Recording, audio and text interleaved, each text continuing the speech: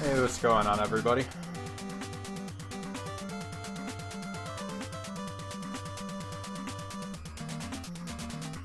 Best music genre, yeah, for sure. Alright, so I'm just gonna jump straight into this. Pretty much this tournament is mostly for people that are either learning the game for the Blaster Master tournament or have maybe thought about picking it up and would like to join the tournament. But either way, hopefully with this tutorial you can get going pretty quick in this game. It shouldn't take too long to learn. It's not too difficult of a game once you know speed strats, and with some of the newer changes to it, it's even easier than it's ever been. So yeah, the first thing you'll notice here is I'm using the Japanese version. It should be pretty accessible either through emulation or flashcards. It's definitely the best version for speedrunning. It runs generally with way less lag and also has a few other differences as well. We'll get into that later on in the video though.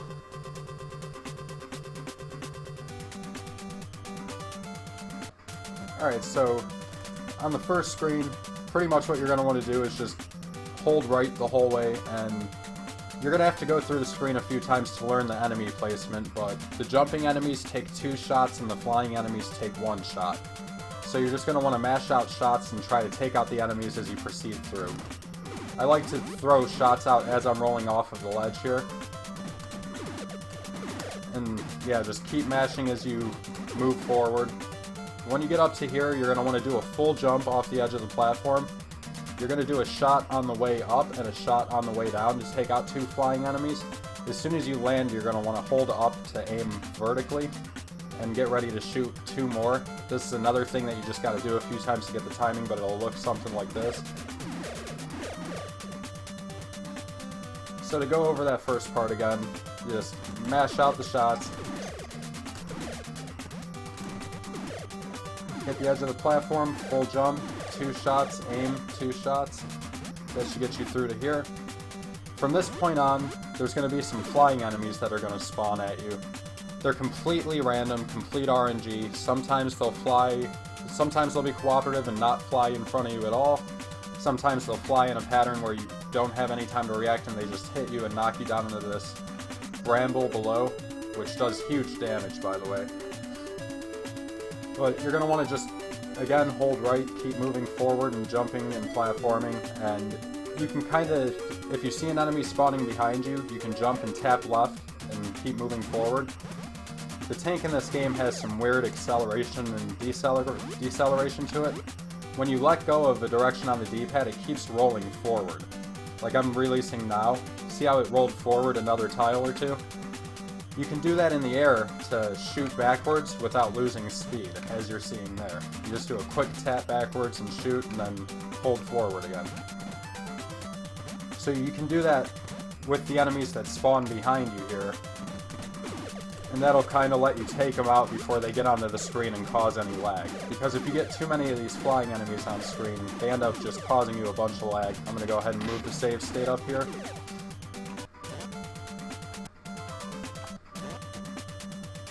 But if you let too many of them get on the screen, they cause lag, which costs you time. Right there, that was a cooperative pattern, but you won't always get that. Hopefully the save state doesn't give me that pattern every time. Okay, it's not. Like right there, I really didn't have any time to react to that guy.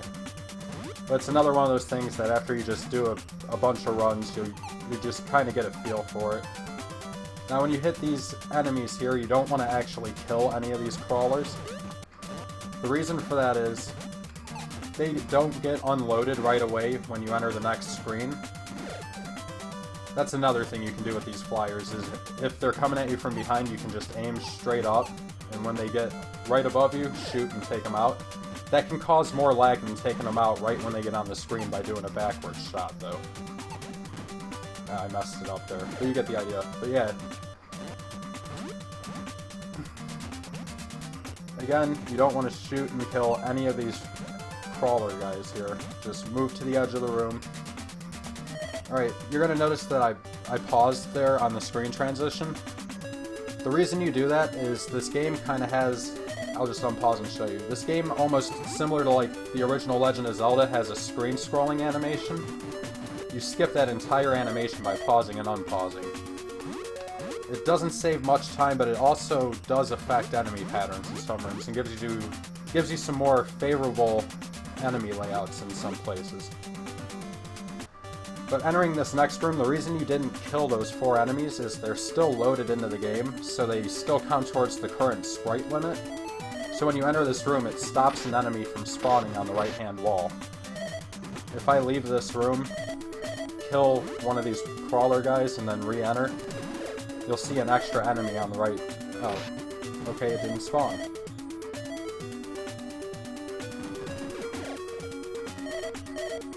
Alright, it's not gonna spawn. Well, anyways, if you don't kill any of those guys, you won't get the extra spawn.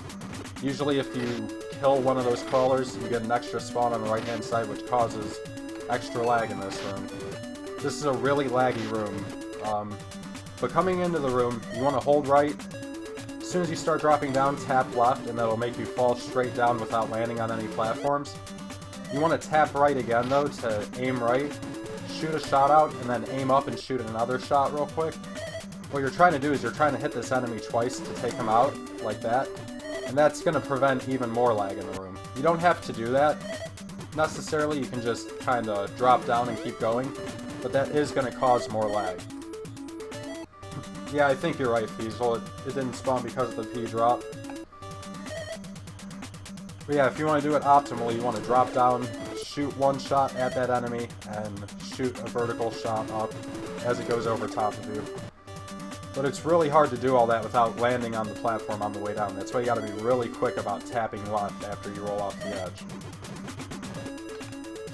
And it's more, you don't really just tap left, you kind of hold it for a brief second. It's a timing thing that you gotta get used to.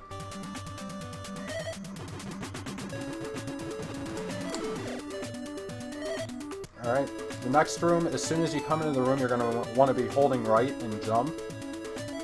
Well, don't hold jump. You want to hit jump once you're in the room, but you want to hold down jump once you press it, so that you do a full jump over that guy. You can also, if you want to do it optimally, you can shoot backwards to take the guy out as well. But the main important thing here is you want to shoot the second guy as he comes into the screen. If you look at the top of the background here, there's like this brown strip in the background. It might be orangish on your end, but it's right in the middle of the screen. I kind of shoot at the top of that little orange segment. That's where I aim for. But yeah, you definitely want to make sure you take out the second guy in the room, because he will snipe you. But also, if you can, you want to take out the first guy as well. Like that. And then you can shoot up and take that guy out as well. You want to be jumping over this block in the ground here, and then hook back around and fall down. If you're lucky, you can get damage boosted by that enemy like I did there. But yeah, you want to fall down, and then here you can do a couple of different things. I should actually move the save state up.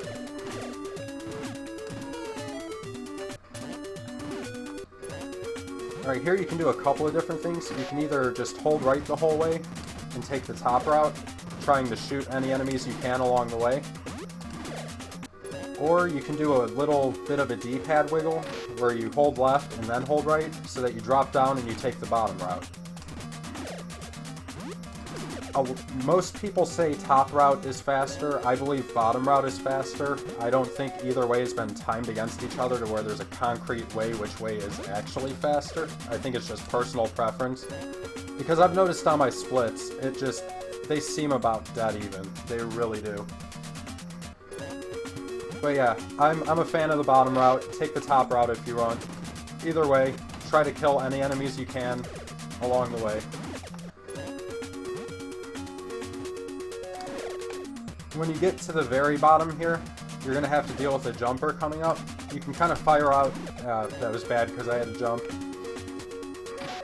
But you can kind of fire out 2 shots as soon as you know he's going to be coming up, and kill him as he spawns.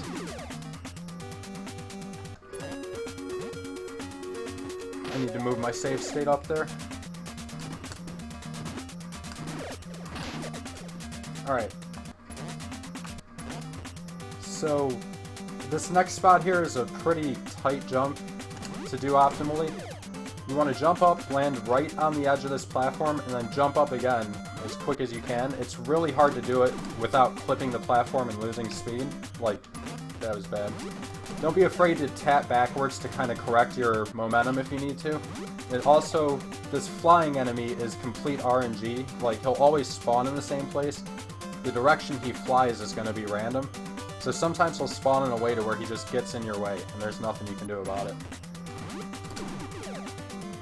But yeah, take him out if you need to, but the idea is to just get up there as quickly as possible. You can jump into the corner here. There's this little, like, one-tile corner right here. You can jump into this if you need to, and then do a full jump on there, but that's slightly slower. Optimally, you just want to do that. As soon as you land up here, just mash out a few shots and you'll take out the next jumper enemy.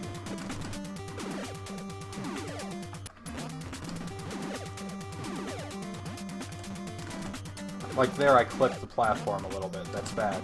That loses you a few frames. Which doesn't sound like much, but it adds up throughout the course of the run. Yeah, if that enemy's flying in a bad way, you can kind of turn backwards and aim up and get him. If you notice, like when I'm aiming up, if I just turn left or right, it changes where the shot comes out horizontally, so you can kind of use that to your advantage to be able to kill the guy if he's flying in a way where that's necessary. Like that, there I really didn't need to do it. I could have just got around him. I was doing it more to show it off, but like there would have been a good spot for it. There you go. Alright, when you get here, you're gonna want to just fall and then hold left so that you fall straight down, and then hold right so that you hook under the platform. Roll to the edge and then hop out of the tank. You hop out of the tank by hitting select. You want to make sure you don't go too far right, like there. When I come back out, it's going to be harder to get back into the tank because the spot I need to be standing to get into it is pretty much completely hanging over the water. But you don't want to be too far back because then you have to walk too far to get back to the tank. So optimally, you want to kind of just do it like, that was way too far back. Like about there. Alright, these Metroid/jellyfish things have kind of weird hitboxes. Their bodies will hurt you, but their actual like teeth, claw things will not hurt you. I'm not going to be able to show you actually trying to swim up into it. But you can kind of use that to move more optimally through the water. Water movement in this game's really weird. I can't really even describe it through words. But when you jump into the water, you're going to want to be holding down and right, and then you're going to kind of hold right the whole way, and then feather the down button when you need to drop down. And then when you're swimming, you can't just swim straight horizontally. He wants to swim downwards the whole way, so you have to like feather the up button while you're holding right the whole time. Water movement's fun in this game. But yeah, you can kind of use that thing I was talking about with the Metroid's claws to move a little bit quicker through this section. If you notice, I'm kind of swimming through its claw as I'm dropping down there. You just want to try to swim and cut the corners as tight as you can without landing on them. And then proceed through here. Make sure you do not ceiling bonk at the end here. That costs you at least a half a second. Wait until you get up to the top of the ladder to grab onto it. When you get up to the top, some people will climb all the way to the top and hit jump, which will make you drop off of it. I can't even do it because I'm not used to it. That's not how I do it. Yeah, whatever. There you go. Most people do that. I like to just climb up to the top and then hit right. Now, even though the door looks like you need to stand here to enter it, its hitbox is way skewed to the left. You can stand as far left as here and still enter the door. So you want to just climb up the ladder, get off of the ladder, and then enter the door as far to the left as you can without grabbing the ladder.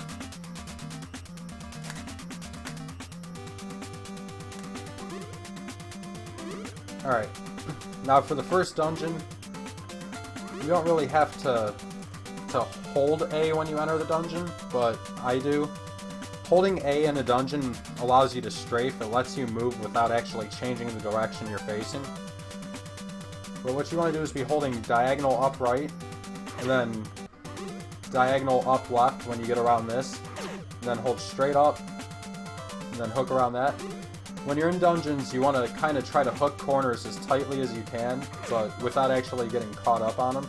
You can kind of drag along the edges of them so that you move as soon as you get past them. But yeah, you definitely want to be doing that. So just hug everything as tight as you can, do the pause trick through the door. The next room in here, I should have made a save state there. It's okay to take damage from that enemy, by the way. It's not a big deal. Alright, this next room, when you walk into it, you're going to want to hold down on your D-pad until you sidestep this enemy, and then hold diagonal down right until you butt up against the wall, and then just hold down again. I thought I made a new save state. Whoops. Alright, there we go. Yeah, hold down, hold diagonal down right, hold down, and then hold diagonal down right, hug up against the wall, and then do the same thing the whole way across. Hold diagonal up left here, and you'll end up cutting in between the blocks there. Now if you noticed, I faced upwards and then fired a grenade. What I'm doing here is I'm holding up and then I'm holding A so that I continue facing up no matter where I move. I'm shooting those blocks to kind of save a few frames on movement also. But the reason I do that is to be able to take out some enemies coming up here. I'm going to move my save state up here just to make it easier. But yeah, hold diagonal up left, you'll cut in, fire at the blocks, you'll break the block and move diagonally through where the block was. It saves a few frames. Then if you mash out grenades with a certain timing here, you can take out the enemy. I didn't pull it off there, but this is just minor lag reduction stuff here. You can take out that guy. I'm still holding A, so I can shoot this guy, and then I release A and hold right so that I face right and shoot the final guy. You don't really have to do any of this. You can very easily just move the whole way through, but you're going to lose who knows how many frames in lag, probably not any. But it won't look as cool, and that's the real important thing here, am I right? But yeah, you can just move right through, not even worry about the enemies. But yeah, you want to hug everything as tightly as you can. Don't worry about stepping over the spikes coming up in this section here. It does damage, but it's nothing crazy. You have plenty of life here. One more time killing the enemy so you guys can see what that looks like again.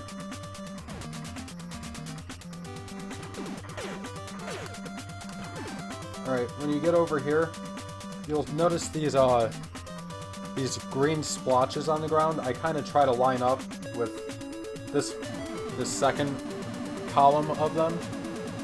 And then I just walk vertically and just mash out grenades so I take that guy out. And as soon as I see my grenades take him out, I move diagonally up left until I get to the door.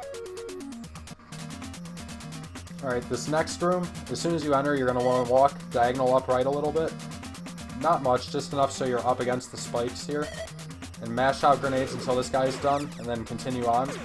Move slightly back to the left so that you're up against these spikes, so that you're lined up with this next guy.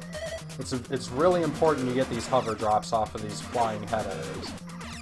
They're a guaranteed drop off of these enemies, but sometimes lag can cause it not to spawn when it drops, so you won't get all of them. You need 2 of those drops. So yeah, just mash these guys down, continue on, pause trick at the door.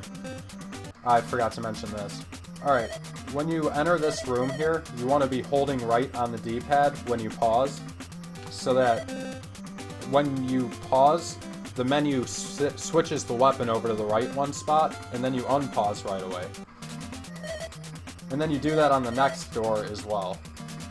You do that on this door, and then also on the next door. And what that's doing is it's selecting your 3-way missile, because you're going to need that in the next section. I should have made a save state there. Sorry guys, bear with me here. I've never really done one of these tutorials before, so there's going to be some rough spots. Alright, like I said, make sure you do that so that your 3-way missiles are selected. The 3-way missiles are the item I have selected now, all the way on the right. When you enter this room, I walk up and to the right, and then I kind of use this green triangle on the ground here to line up my grenades. I kind of place my grenades just barely above it. That gave me a bad pattern. You'll sometimes just get bad patterns from this boss, but yeah. Mash like crazy. Now there's a few different ways to go about killing this guy. The most common way you'll see is to just mash at him until he gets too close, walk through him, turn around and fire some more. I messed it up. And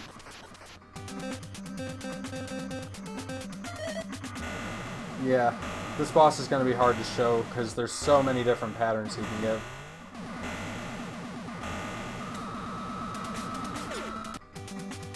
Yeah, what Sub said works as well. You can do that in the tank sections as well. I just prefer to do it in the overhead section.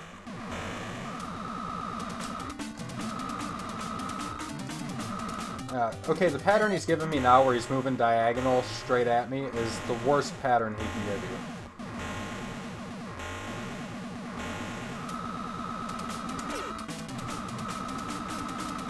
I guess the easiest way to show it for people learning the game is going to be just to walk through it.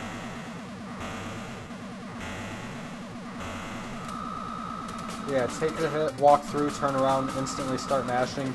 If you were quick with everything, you'll get them, only having to move once.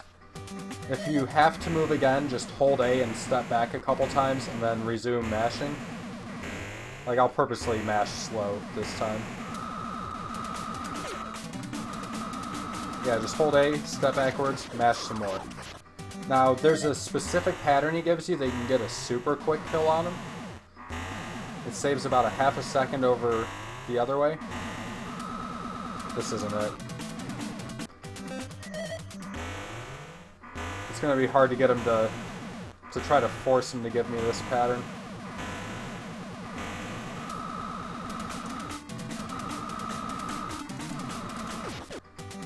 Yeah, there's a bunch of different ways you can approach this boss. The important thing is to just mash as fast as you can and move when you need to. Give me the good pattern, please, boss.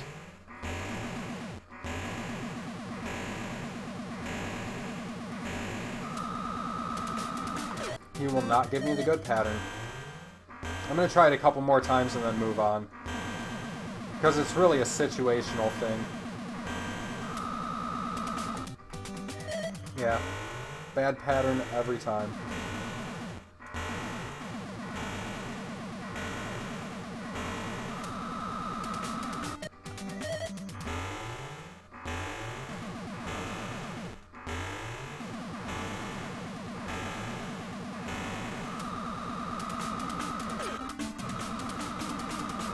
Yeah, the boss doesn't want to give me the good pattern, so I'm not going to be able to show that off for you guys. One more try. This is it.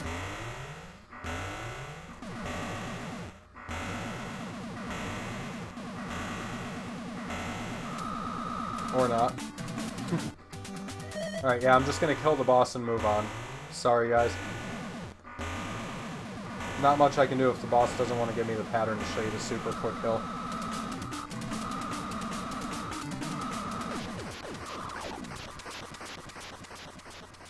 But yeah, if you stand on the center of the boss while it's exploding, you'll pick up the item as soon as it drops.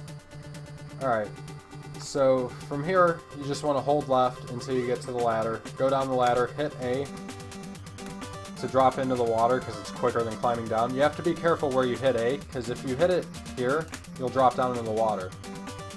And if you hit it up here, you get stuck in the wall, and it just costs you a bunch of time. So yeah, make sure you're past the platform when you hit A. Hold down. When you get to the bottom part here, hold left and just mash out the Metroid. Yeah, I fail.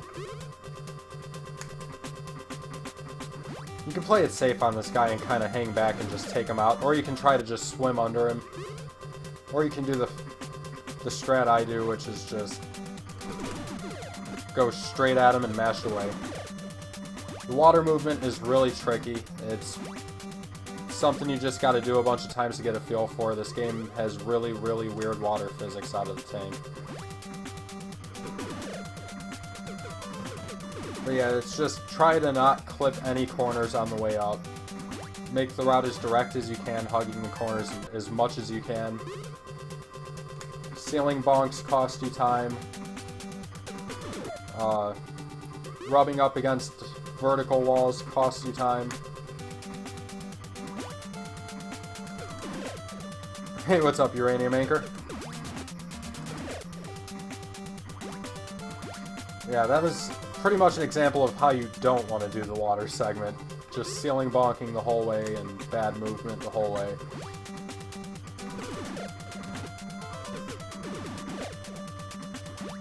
There you go. That's how you want it to look. Right there. Not ceiling bonking anywhere. Tight movement the whole way.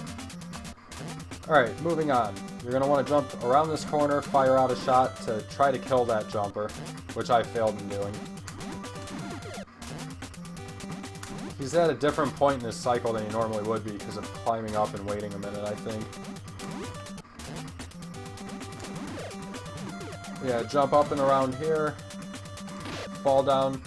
Right there, you want to make sure to not jump over here. You want to just roll off the edge so that you can shoot this guy on the way down if you need to. When these guys jump is completely random, so you just kind of gotta eye up what's going on and react accordingly. Like he's jumping over every time now. I wonder if I wait a second if that'll change his pattern. Yeah. Shoot a shot here, and what you're trying to do is you're trying to get a shot on screen so that it takes out that flying enemy as it spawns. I usually fire out a couple shots just to be safe, like that. Fire out a shot on the way down and you'll take that guy out if he jumps.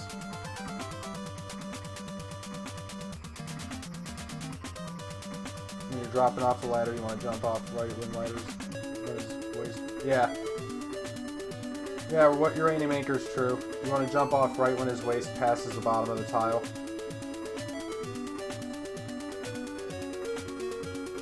Yeah, that's the hard thing about it, Uranium Anchor, is it's all muscle memory. It's hard to put into words.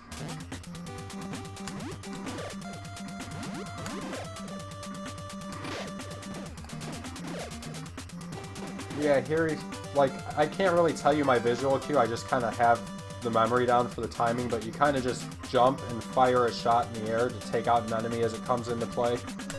Like that. You do the same thing here. And again, I'm not going to be able to give you guys good cues to use for that. That's just a total going on feel thing from doing so many runs. If that guy comes flying down at you like that, you can kind of do what I did there and fire an extra shot to take him out as well.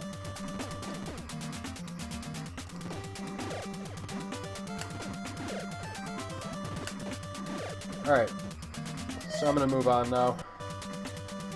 Right here, you're going to be fighting like... I'm assuming they meant it to be like a mini-boss, but it's really not. The quickest way to take them out is going to be to roll, and then when you get right about here, fire out. I like to fire out 2 shots. Most people only fire out 1. But fire out a shot or 2 and roll forward, and they'll hit that enemy as he comes into play. The reason you don't fire later is because his shots can despawn your shots.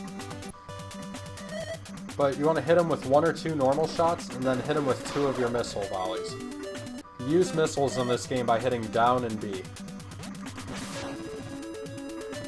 The 3-way missile, you're only supposed to be able to fire horizontally. You can also fire them vertically through a glitch where if you're aiming up and then you hit down and B right away, you'll fire them vertically. But that's not anything you really need to do ever. But yeah, hit him with 1 or 2 normal shots, 2 missile volleys, hold left, and you're out of that room. I keep forgetting to push my save state up.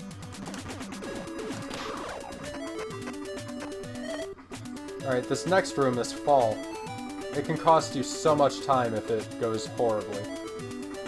The pattern the flying enemies here fly is completely random. It's just, it's all bad.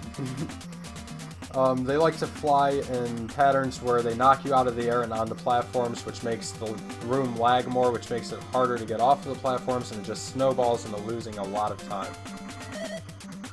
So you just kind of gotta try to jump and fall down here without actually getting hit by any enemies, and then getting in the door without landing on any platforms. Sometimes it's easier than others. Now, you can also kill some enemies on the way down to reduce the lag.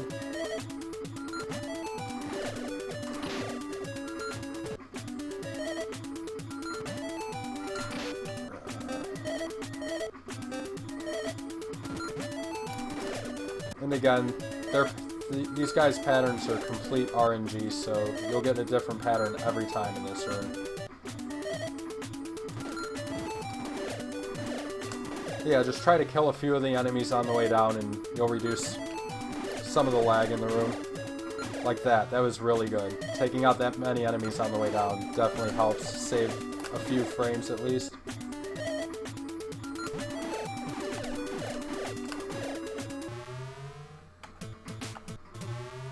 Damn it.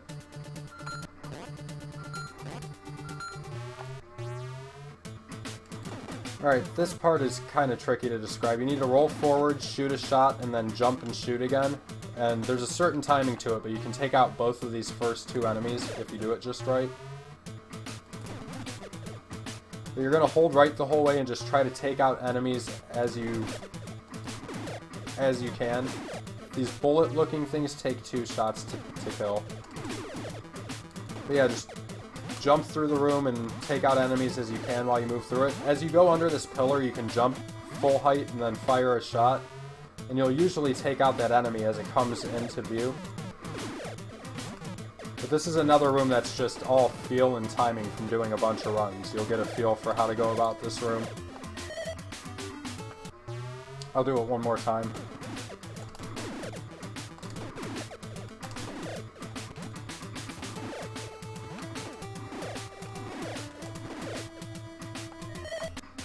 Alright, this next room has some kind of tricky jumps to it. The first 3 enemies in the room are random, so if you can shoot them and kill them, cool, it'll help save some frames and lag. If you can't, don't waste time trying to.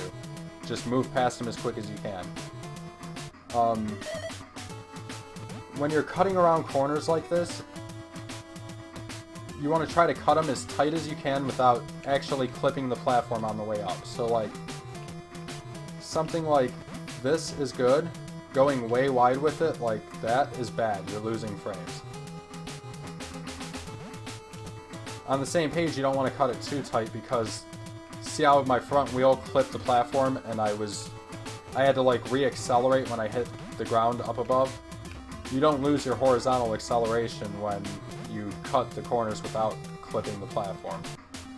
So yeah, you just kind of snake your way up and through here. Kill this enemy on the way up, because he can cause some lag. And just keep making your way through the room. That enemy there, I kind of have a visual cue for taking that enemy out. If you look at the vertical black lines in the brick pattern, I use when my wheel hits the front. When my front wheel hits the second black line, I do a full jump and shoot at the peak of it. And it takes that guy out as soon as he spawns.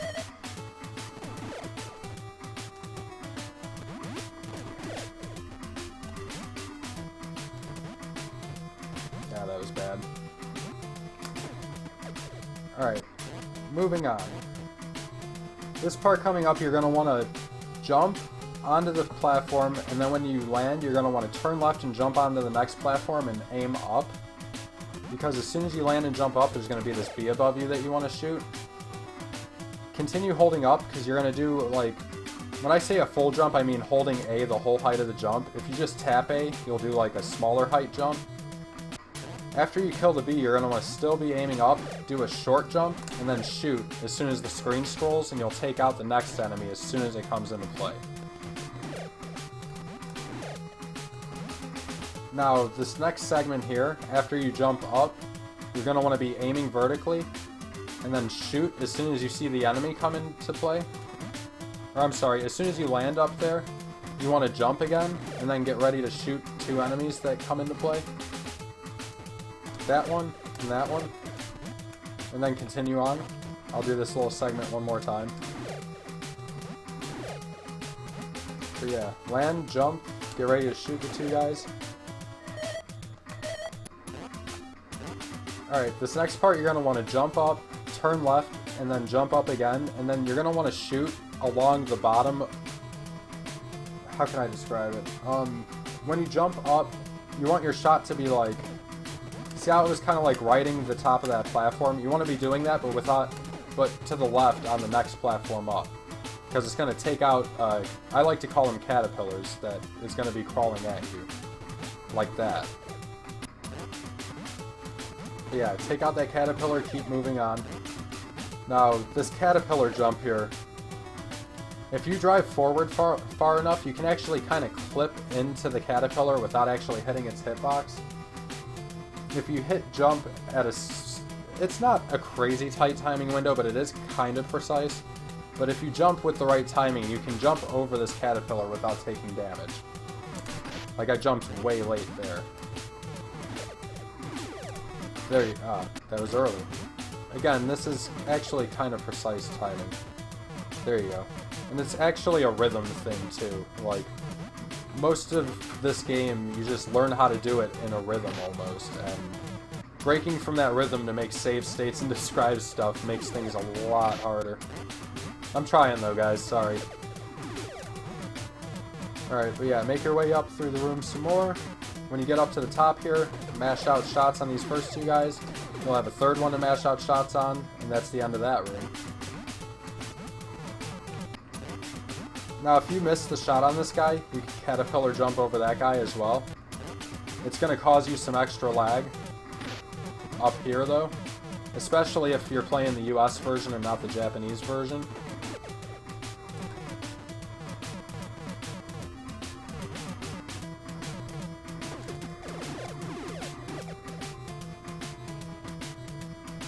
Alright. This next room is really simple. Hold right. Now, normally coming in this room you have a really bad chance of being bombed by the first enemy, but because we're pausing on the screen transition, we're going to be fully zoned into the room when he starts his movement cycle, which means he'll be further back and we can actually get further into the room and not get bombed. So that's one situation where the pause trick is manipulating the enemy positioning in a way that's beneficial. But anyways, hold right. As soon as you enter the room, hold right. You'll go harmlessly under this guy. Sometimes he'll fire a bullet way to the right, which there's really not much you can do about that. It is rare, though. When you get to this 3rd pillar, jump and shoot. And then wait, not the next pillar, but 1 pillar after that, do the same thing. The reason you're doing that is because if these guys drop health pickups, you're going to pick them up on the way down. To be safer, you can use the 2nd and 4th pillar, which will get the guys as they come onto screen, but you won't be able to grab the health drops that they drop. That's why I like to use the 3rd and 5th, like that. Alright, next room. This room is a pain in the ass. This is a really hard room to do optimally. This first caterpillar, there's a couple ways to go about it. You can wait down here, aim vertically, and shoot it as it comes into play and then continue on. That's going to be the easiest, safest way. If you want to move quickly, there's 2 ways to go about it. You can shoot horizontally, like that, and keep going. Or you can shoot vertically, like that, and keep going. I prefer the vertical shot, but I actually kind of do a combination of the 2, where I use the vertical shot, and if for whatever reason it misses, I follow up with the horizontal shot. Like, let's say I'm early on the vertical shot. I still have the horizontal shot as a fallback.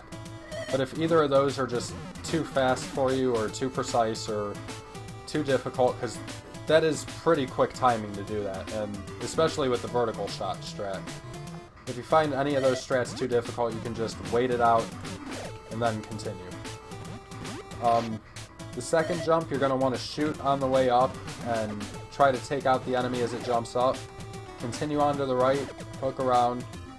After you kill this caterpillar, you want to jump to load this caterpillar onto the screen.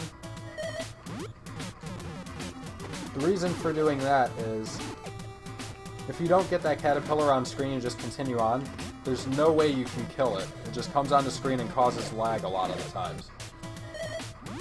However, if you jump and get him on screen, you can then jump, take him out, and then continue on and not have any lag through the last half of the screen. But that's the optimal movement path through this room.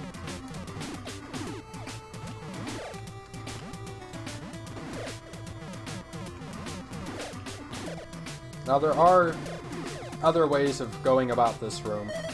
I'm not practiced in any of them, so I'm probably going to make them look awful, but I'll try them. I've seen some people do something like... Wait, that's not it. I've seen people do something like this. Wait, how does this go? I've only done the one strat for so long, so this is kind of confusing me. It's right here that it changes. They go like that or something? Yeah. There's a couple different ways to go about this room, but I recommend going about it this way.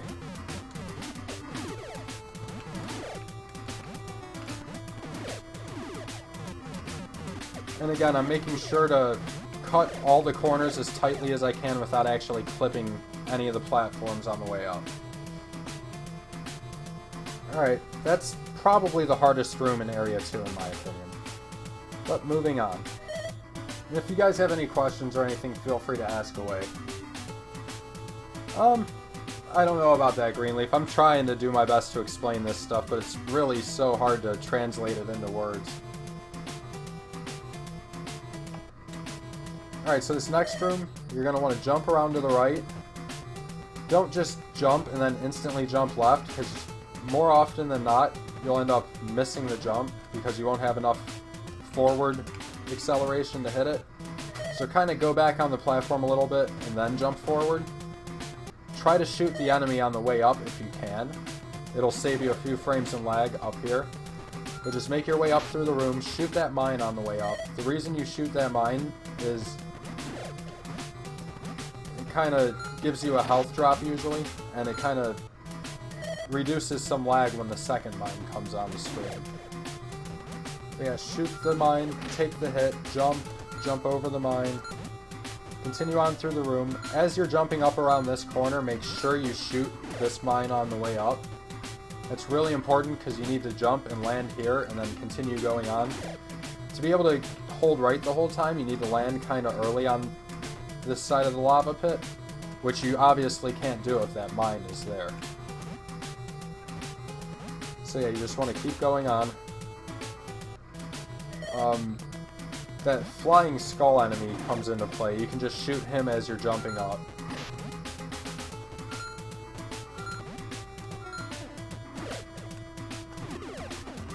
Like that. That guy, you're going to want to just jump around here, holding left, aim up, and shoot him as you peek in your jump. You're hoping his bomb doesn't hit you and you land and you can just keep on going. If his bomb does hit you, 90% of the time it's just going to make you land right up here.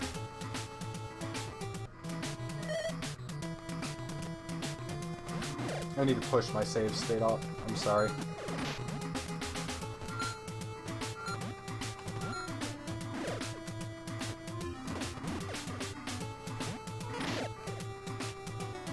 Alright, I'm going to push my save state up here. Alright, right here you're going to want to jump over the lava pit, do a full jump and fire out 2 shots real quick so that you take out... I'm sorry, don't listen to me. You want to jump and land really early on the other side of the lava pit, similar to the last lava pit, and then instantly jump, do a full jump and fire out 2 shots. Don't land in the lava pit, obviously. Oh my god. And the reason you're firing 2 shots is so you can take out both of those enemies. Again, that's just for lag reduction. When you land, you're going to want to face left, aim up, jump up, and then see what this enemy does.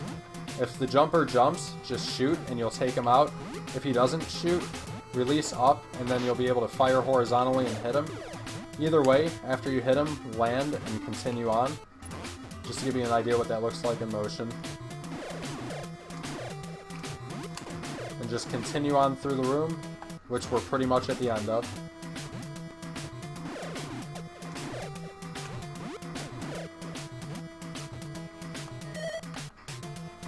Alright, this next room is short and pretty simple.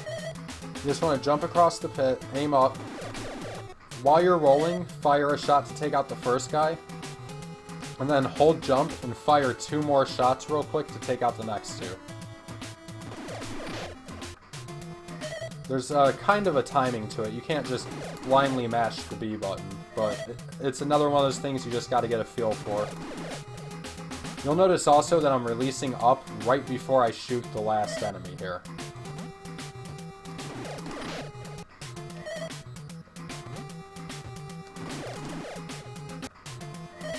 Yeah, that's all it is. And I'm not doing a full jump entering the room, I'm just doing a short jump. Yeah, on to the next room. Jump up, hold right, and fire out 2 to 3 shots, depending on if that flying enemy's going to be in your path or not.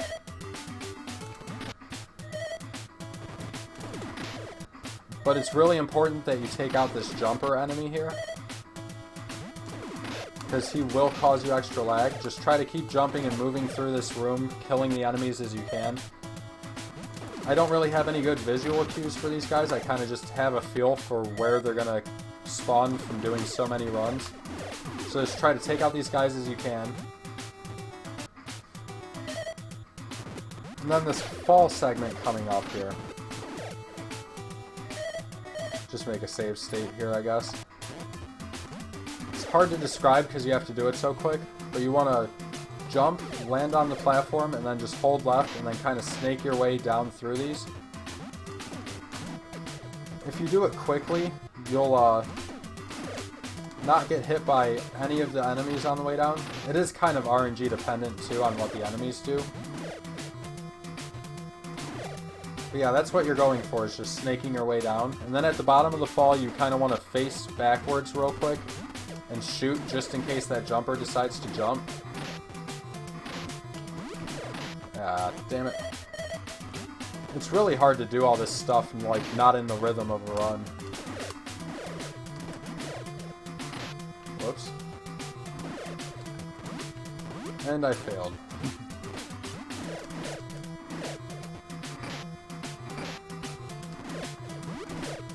There you go. Now this right here you can either roll off of or you can kind of jump down. I think jumping down is technically faster, but either way is fine.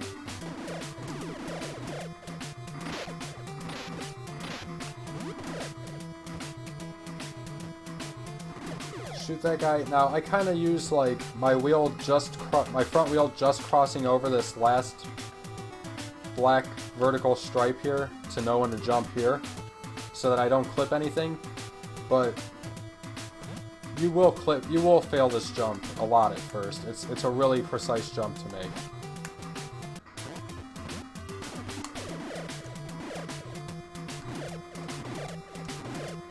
That's how that fall strat is supposed to look, by the way. Like there I jumped a hair early, so I didn't end up making the jump. That was awful.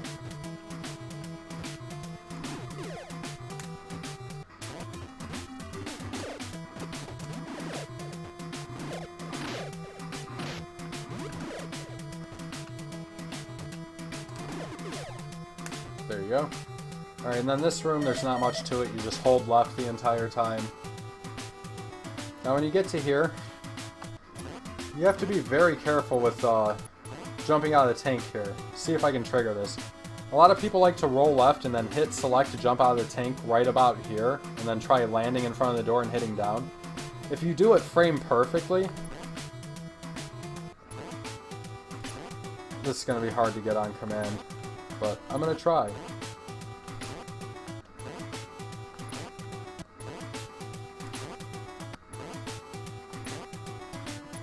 I might not be able to get this, but it's possible to soft lock the game here.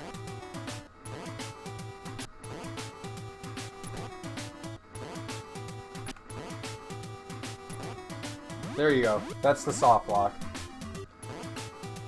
You end up trapped on the other side of the wall, and you don't have your tank, so you can't proceed anywhere. So never do that. What I like to do is I like to roll right in front of the tank till I get here, tap right, hit select, and hit down right away. If you do it quick, you can pretty much instantly enter the door. Like that. And that also prevents the soft lock. Alright, so the dungeon, at first you just want to hold right. When you come into this room, this enemy likes to shoot at you, so just mash out some shots. Because if it shoots just right to where it's going to hit you, your shots will despawn the enemy's bullet. It doesn't look like that's going to happen here, though. Oh, I'm not hitting start, that's why. Yeah, there you go. Just mash out a few shots right when you come into the room. Alright, the next room. Hold diagonal upright. Ah, damn it.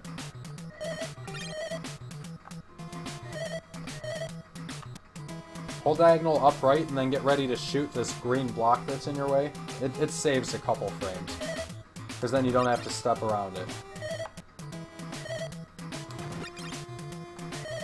The next room is literally just hold up.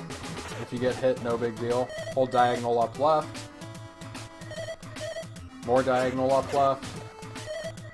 More diagonal up left. More diagonal up left. Then you switch to upright. Then you hold right the entire rest of the way, pretty much. Now you want to make sure you let go of the D-pad when you're pausing for the screen transitions, otherwise it'll switch what weapon you have selected, and that'll be really bad in Area 3.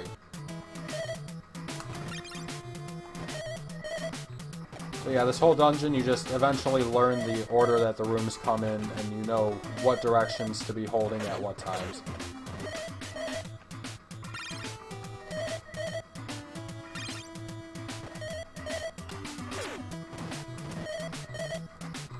Now sometimes you'll get trolled and you'll get hit by a bunch of enemies on the way here, or on the way through here. I'm killing these guys just so I can talk for a second. This next room, more than likely you're going to take 2 damage in this room from the spikes. The pausing skips the screen transition. That's all it does. It saves a little bit of time on the screen transition, and it also adjusts the enemy positioning. But yeah, this next room, normally you're going to take 2 damage going through it like that. However, if you just hold right for maybe a half a second, and then not even a half a second, just for an instant hold right and then hold diagonal upright, you'll only take 1 damage in this room. Which can be useful if you're coming in with low health. Alright, so the boss. You kind of want to just line up about where I'm at. I kind of use the corner of one of the bricks as a visual cue, but you'll just kind of get an idea for it. You can also use your grenades right here to line it up. You kind of want your grenade to be in the claw thing at the front of the enemy. You want to fire a grenade. As it's coming into view, you'll see it kind of do like 3 sets of flashes. 1 set, 2 set, 3 sets.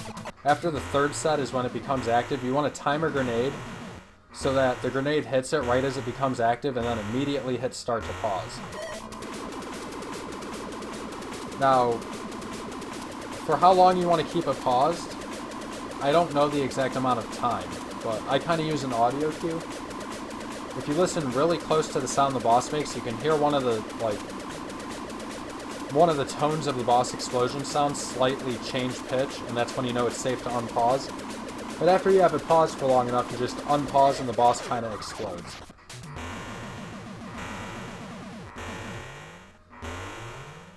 Like, right there I had it paused way longer than I needed to.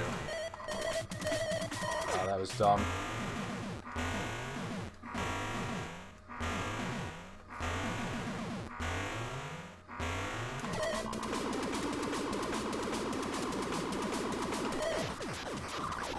That's about how long you want to pause for. Stand in the middle of the boss and you'll grab the item as soon as it spawns.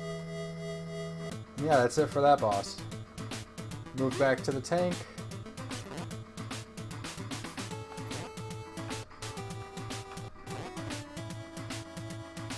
there's a certain spot in the music if you time it right. I assume there was something like that. Unfortunately, I don't know that method. I only know the listening for the audio shift. I should learn the musical cue. That would probably be a lot more consistent.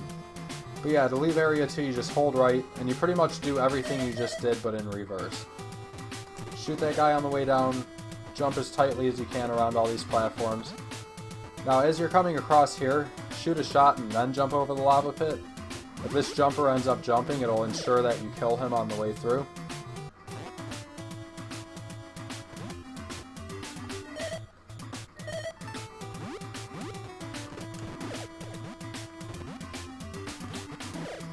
And then these guys, I kind of just jump and try to platform as tight as I can, and just shoot those guys on the way up as I see the opportunity. That was a bad jump.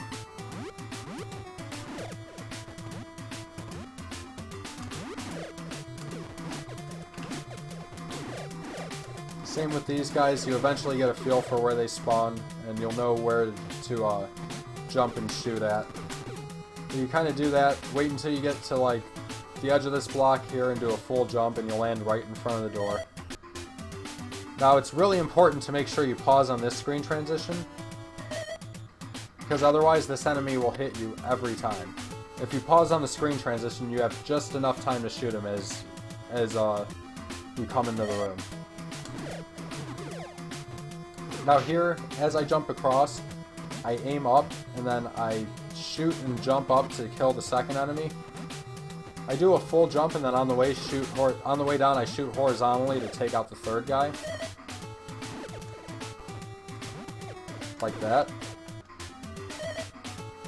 This is another one of those rooms where there's probably about 50 different ways you can go about it.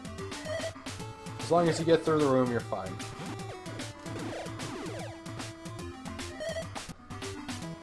Alright, the next room, I jump as I come in, turn and shoot that guy, jump, turn, try to shoot all these guys on the way down if I can. This is all a bunch of really quick stuff, so... yeah, it's just something that you gotta get a feel for after doing so many runs. Alternatively, you can just do that, not worry about really killing all the guys, but that's gonna cause you a lot more lag. So that's why I highly recommend trying to kill as many of these guys as you can on the way down. As you drop down here, shoot this guy, jump in case he drops a health pickup, continue moving down. I like to roll into this enemy so that it explodes and then jump, because that saves some lag further down in the room here. But that's pretty much the path through that room. You just want to continue moving down through the room and kill as many enemies as you can to reduce lag along the way.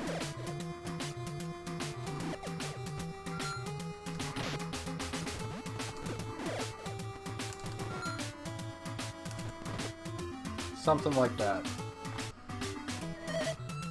A lot of this stuff, again, I really don't have any good visual cues for. It's just all by feel at this point. It's all pure muscle memory. I want to say for any percent, I've got almost 4,000 runs attempted at this point, so there's definitely some muscle memory building in. Yeah, after you get out of this room, you're in Area 3. To start Area 3, you're going to hold right until you get to the edge of the platform and do a full jump so that you jump over the first enemy. That's going to get it to drop its bombs, which is going to help the second one drop less bombs. And you're going to jump over the second one, but you're going to want to you want to wait until you're as close as you can get to it before jumping. And then when you peek over the platform, mash out some shots to take out that next bomb dropper. That jump can be really precise, and if you miss it, that thing ends up dropping its bombs, which causes a lot of lag, as you can see. So yeah, full jump, drop down, jump really late, mash this guy down. For this jump, I wait until like my back tire's lined up like here before I hit jump. But yeah, that's all that room is. One more time for you guys.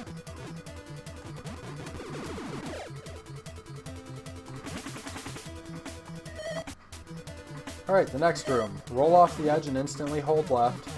Drop down, drop down. You don't have to kill enemies in this room. If you're low on health, you can also kind of wait for this guy to come all the way left and move back right and then drop down. And if you drop down properly, you won't land on the bomb dropper and you'll be safe. But you see all the lag that was going on there. You can kind of avoid that lag some by just taking out a couple of the guys on the way down.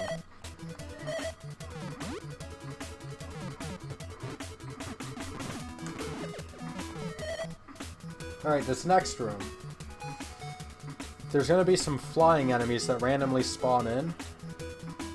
You want to try to kill them if you can, and if they drop a hover drop, don't pick up the hover drop. Leaving the hover drop on screen will despawn an enemy in the next room, which will save you a pretty significant amount of time and lag. So yeah, you just proceed down through this room. I didn't get any hover drops, so this first pink dropper enemy here is still there. Now let's try to get a hover drop.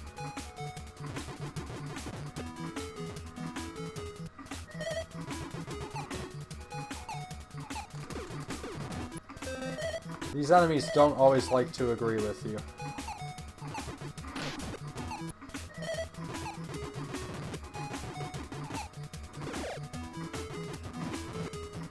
Actually, I can kind of just farm out a hover drop, I guess.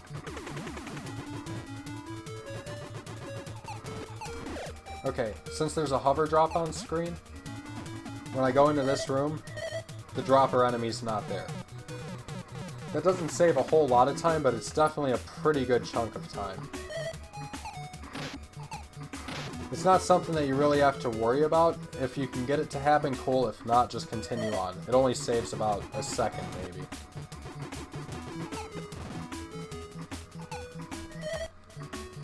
So the next room, you want to roll off the edge of the platform, wait until as late on the platform as you can without falling off.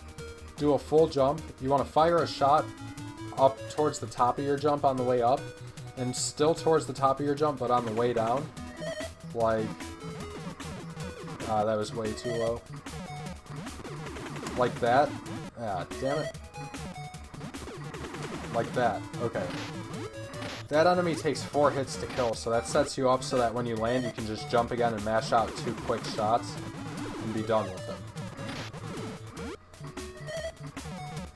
And then you just kind of want to take the hit from the third dropper enemy and just jump and continue on. Now you can aim upwards and shoot and sometimes kill the caterpillar as it spawns. Ah, that was bad. If you can kill the caterpillar as it spawns, it kind of saves a couple frames, I guess. Alright, this room can be a pain. The safe way to go about it is probably to just... that might not even be a safe way. I don't think that's going to be a safe way just because you're going to take more damage doing that, potentially. The optimal way to go through this room, though, is to jump up to the left, and then jump up to the right, and then hook around. This jump up to the right can be kind of precise, and you need some horizontal acceleration. If you try doing the jump from a standstill, you're not going to make it. You have to be rolling forward at your full horizontal speed. However, these enemies like to shoot at you, and if they shoot at you is completely random. So sometimes you'll just get unlucky and commit to the jump and get sniped out of the air. And there's pretty much nothing you can do about it. I'm trying to get him to snipe me out of the air so you can see what I'm talking about.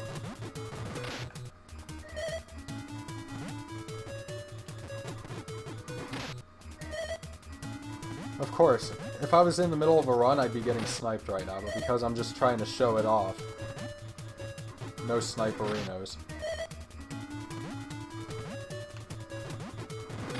Really?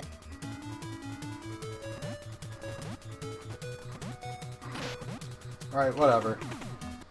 Anyways, that's the optimal way through the room. You just try to not get sniped out of the air and continue on. Alright, vertical missile strats in this next room. Well, not vertical missile strats, but strats missile strats in the vertical room. Here we go. Can't speak. So you want to... There's a couple ways to do this. You can jump up, bonk your head on the ceiling, shoot missiles, and then go around, and then do the same thing the whole way. That's the safest way to do it, but also the slowest.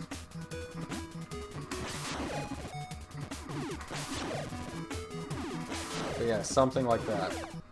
Now, a faster way is to jump up and shoot the missiles all in one go, like this.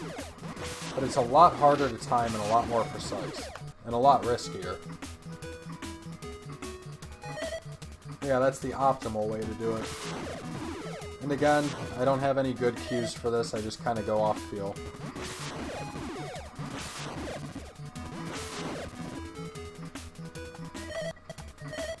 Alright. Coming in here, you want to do a full jump up this platform, full jump again, mash this guy down, jump around, and you're done. Now, if any of these flying enemies spawn in your way where they look like they're going to hit you, feel free to do quick backwards shots or whatever you need to do to take them out. You don't really lose any speed by doing a quick turnaround shot. This room, hold right and fire a shot as you're dropping off the ledge, and it'll make it so that you nail that caterpillar on your way down. Jump back up. Fall down, jump as soon as you land, jump as soon as you land 2 more times. I'm not doing full jumps there. I'm kind of doing like half jumps. Like full jump, half jump, half jump. I full jump here, fall, as soon as I land, jump again. And that'll get you through that whole room without getting hit or having to stop at all.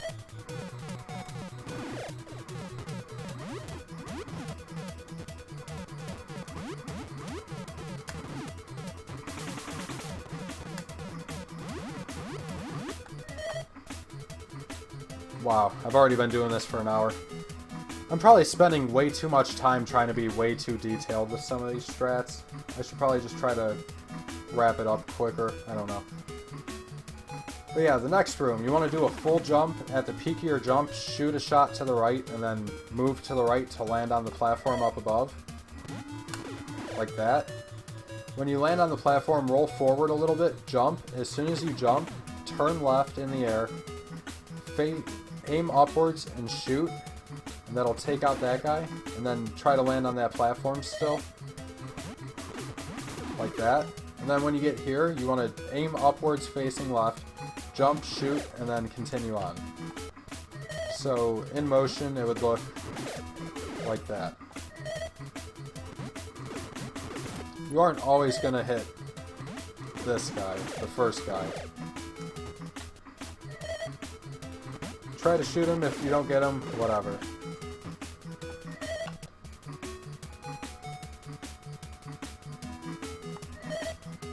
Alright, this next room, when I get to about here, I jump. It's going to be hard to describe with that guy in the way. When I get to about here, I jump holding left the whole way. I might jump a little bit earlier than that, actually. Yeah, I probably jump closer to, like, here. But yeah, as soon as I land... Oh no, that's way too early. Alright, so yeah, I do jump around here. But yeah, as soon as I land, I jump again and land up here. And then as soon as I land, I jump and mash out shots as quick as I can to take out the first dropper. If you're lucky, you'll despawn the second dropper. And then as soon as I land from taking out the first dropper, I aim up and shoot as soon as I take damage to take out the caterpillar that drops on me. Alright, I jump there. You really don't have to jump in a lot of the spots I'm jumping, it's just a preference thing. Why do I keep doing that?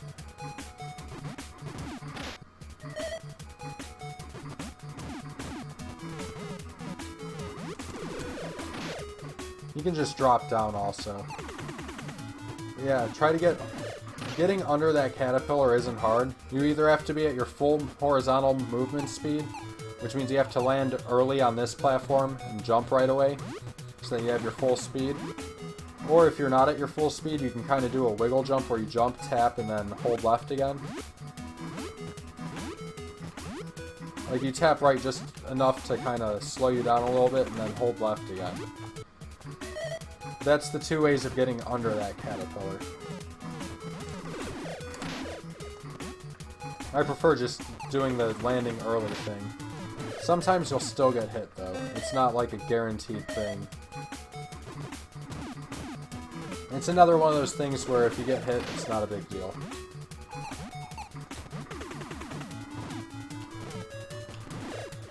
I like to try to shoot backwards as I'm falling there to take out the caterpillar as I'm falling. It just saves a little bit of lag. That's about it.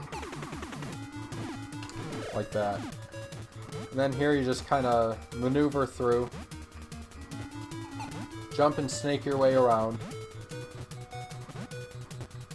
And that room's out of the way. Alright, this next room, as soon as you enter, fire off some missiles. Again, that's down and B.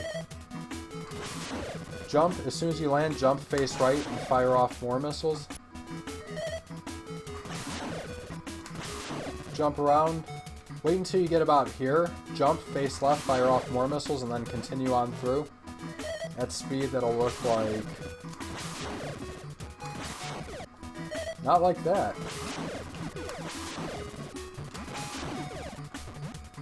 There we go. Alright, next room. You're going to want to jump at this turret and fire missiles at it right before you hit it.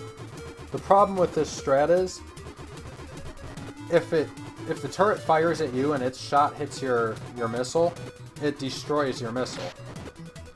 But yeah, you want to jump at it and then shoot missiles late to take it out. You can just do a missile shot like that. A little bit safer of a way is to do a vertical missile shot, but that's slightly harder because you have to aim upwards and then immediately hit down and B. I've been using the vertical strat lately, personally, like that. Because it gets under the turret's shots if you do it right. But yeah, either way is right. You can either do that or this.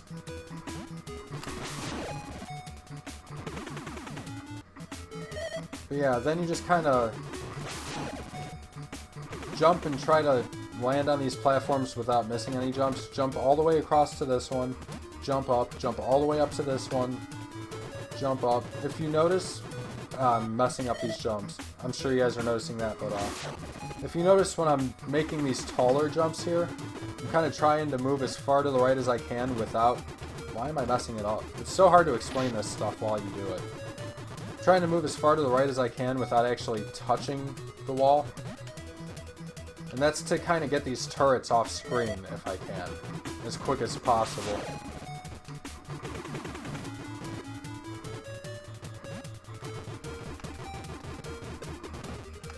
Like that, okay. I'm going to make another save state here. Alright, right here, you just roll off the edge and fire a shot on the way down. It'll take that guy out, jump, and fire... There's two ways of going about this. You can either fire a shot on the way down, jump and take that guy out, roll off, and then shoot another shot on the way down. Like that. Or you can shoot a shot on the way down, and then jump and fire 2 shots on the way down. Either way is fine.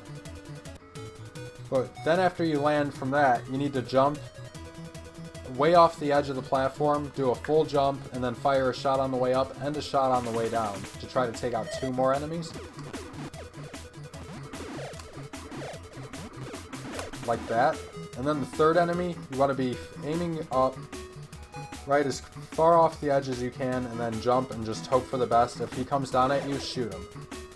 Sometimes you're going to get knocked out of the air on this final jump. It's just something that happens.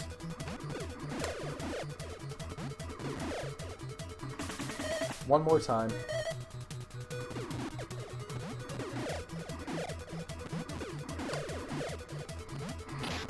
Like there. I might have jumped early there also. I messed that all up.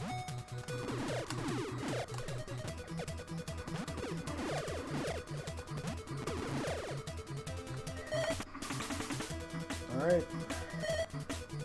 Now this room, the way most people go about this room is to drop down, take out the second turret, aim up, and take out that caterpillar as it's dropping down, and then continue on. Something like this. Another way is to shoot left to take out the caterpillar, which is slightly harder. Or you can try to take out all 3 turrets, which, if you didn't waste any missiles anywhere, you should have enough to do that. That strat would look like this.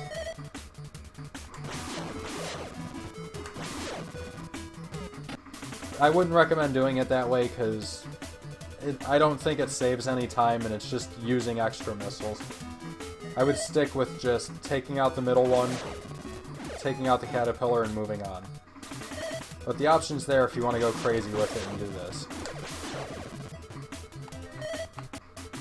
Alright, this next room, you have to deal with some RNG flyers. Aim up unless you have to kill a flyer.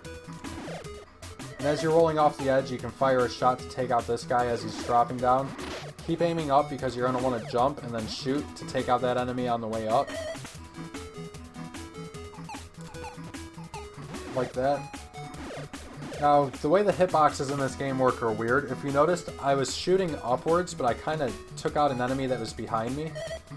Because, yay, hitboxes, I guess. Yeah, roll off of this edge, shoot that guy on the way down, aim up, take that guy out, shoot that guy right here. You can just shoot while you're rolling straight towards the end of the platform, and it'll automatically be the right height to take out that enemy. But yeah, then you continue moving on. I'll go through the first segment of the room again real quick.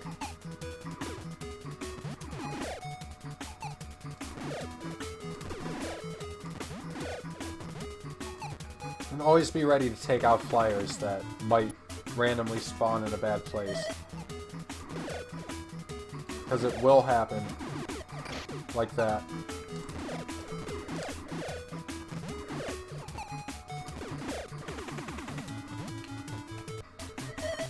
And also, remember to use those backwards shots. They definitely help out in situations like this.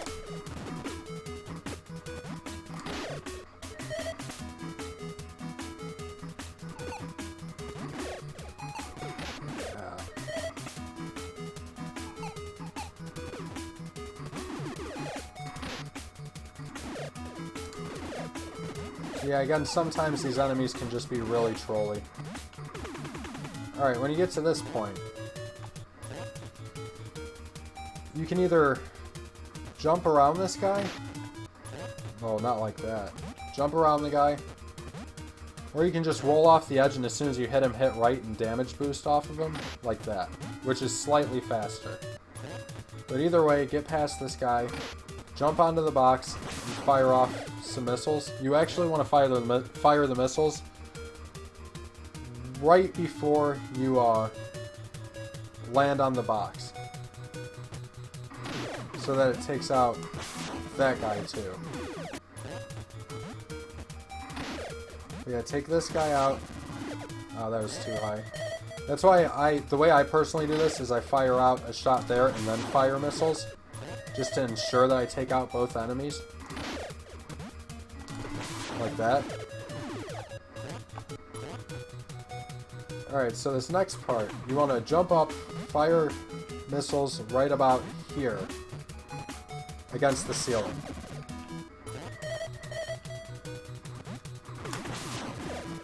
That was too early.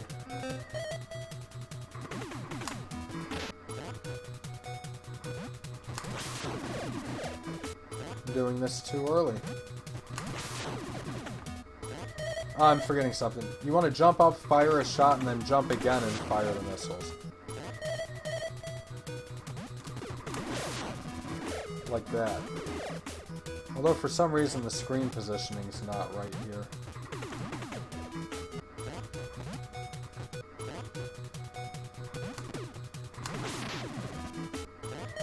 Weird.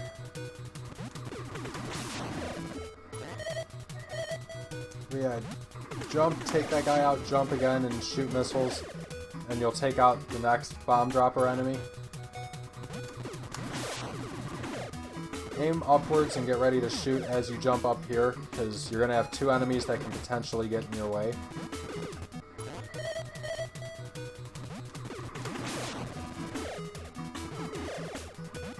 Jump up. Now you want to, there's two ways of going about this. You can just roll off the edge of the box and then mash out two quick shots like that and continue on.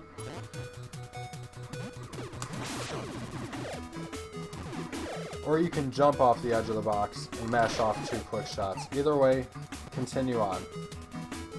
Try to make this jump in one jump. It's kind of hard to do, so it's really easy to clip this platform and not make it, or jump early and just barely miss it like that.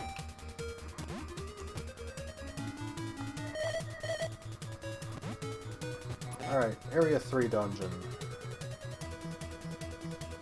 Hold A as you're entering the dungeon and it'll keep you facing upwards. Actually, I'll just show it, I'll show it without doing the lag reduction strats. If you want to just do the movement through here, you need to do a death abuse after this next boss. So you kind of want to take damage throughout this dungeon. The most optimal way to do so, to get you down to really low HP, you want to walk, get hit by the first pink caterpillar, get hit by this guy, don't get hit by this guy, walk through the spikes, walk through the spikes, walk through the spikes, and then walk through the spikes one more time. Don't get hit by these guys.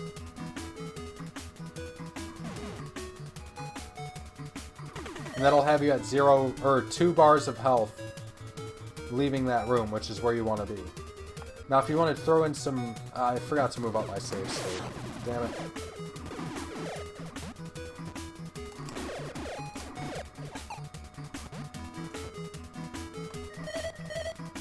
If you want to add some... It might not even reduce any lag, but it looks alright. Hold A as you're entering the dungeon, and you'll face upwards, and then you can walk backwards the whole way. You still want to get hit by the same guys, but you can also kill enemies as you move on.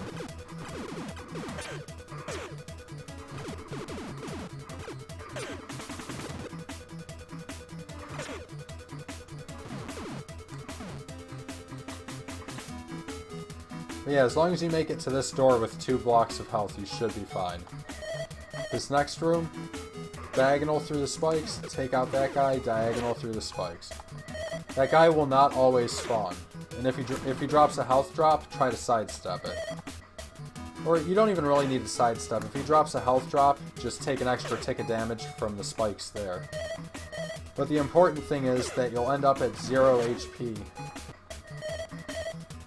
You'll end up at 0 HP entering the next room.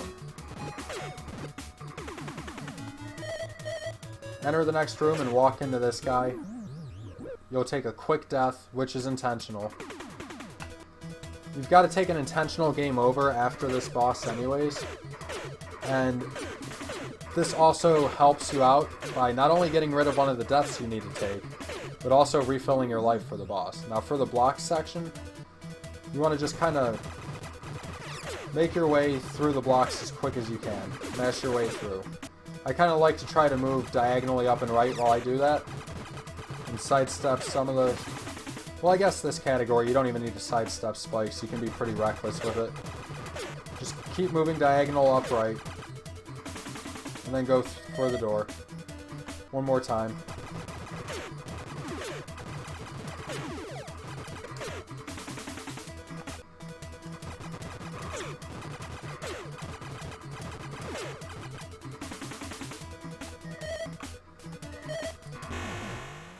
Alright, this boss I like to set up so that I'm to the left of the boss. Damn it, I was trying to get a good still frame to show you guys how I set up.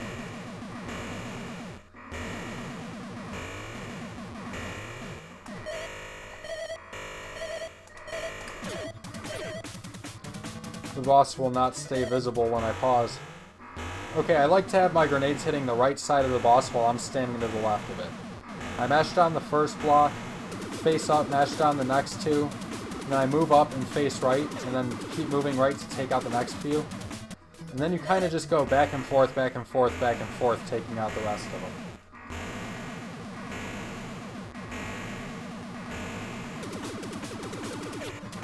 messed it up. This is really hard to describe while I'm doing it because it's so fast. But yeah, face up, take out the next 2, move up and face right, take out the next 3, go side to side. Not like that though. Alright, I'm just going to do the fight once without explaining it optimally so you can see what it's supposed to look like.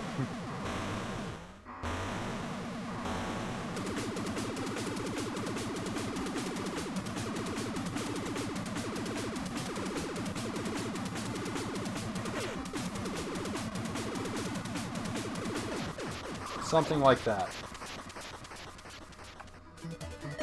I'll try explaining it again this time. I line up so my grenades are hitting the right side of the boss with me standing on the left. Face up and mash, walk up, face right and mash, and then just back and forth, back and forth.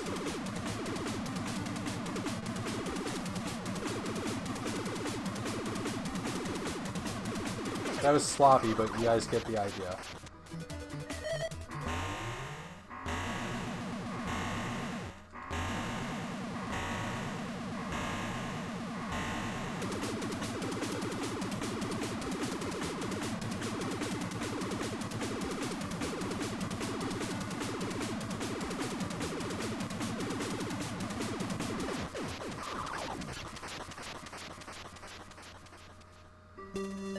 So yeah, that's it for Area 3. Now that that's over with, leave the dungeon.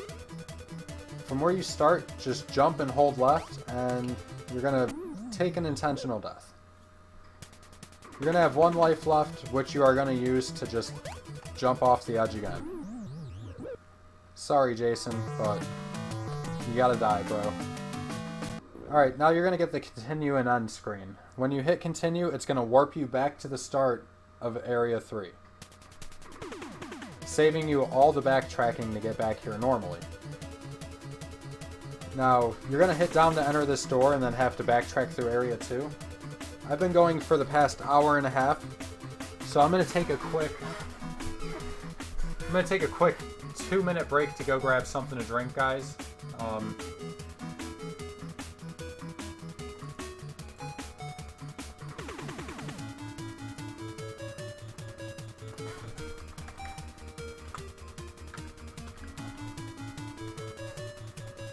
My clock says 9:28. I'll be back at 9:32. I just need to go grab something to drink and use the bathroom real quick. I'm sorry. I will be right back.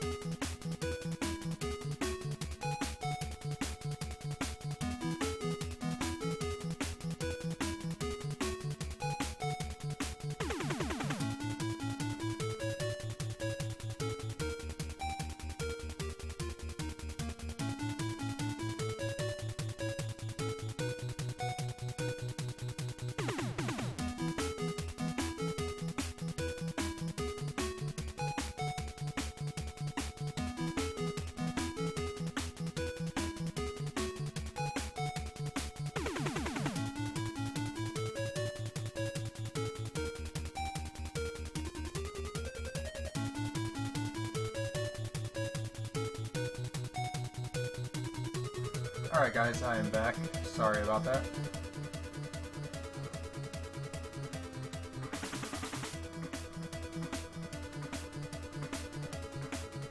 Alright, so this is definitely taking a bit longer than I anticipated it taking, but I'm going to try to press on as quick as I can. Sorry guys. I'm trying to be as detailed as I can for everybody. Alright, so continuing on. After you death warp to the beginning of Area 3, next thing you're going to want to do is enter Area 2, go to the right, take out these blocks, jump, take out these blocks, and continue on.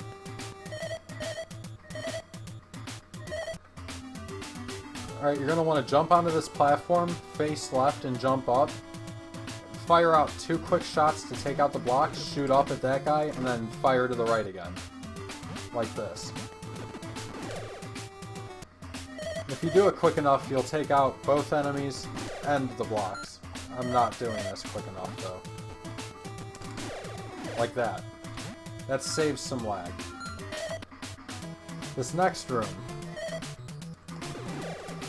There's a trick to it. If you just mash out 4 quick shots, you'll take out the enemies and the blocks, but you'll get a lot of lag. If you stagger the 4 shots, you won't get as much lag.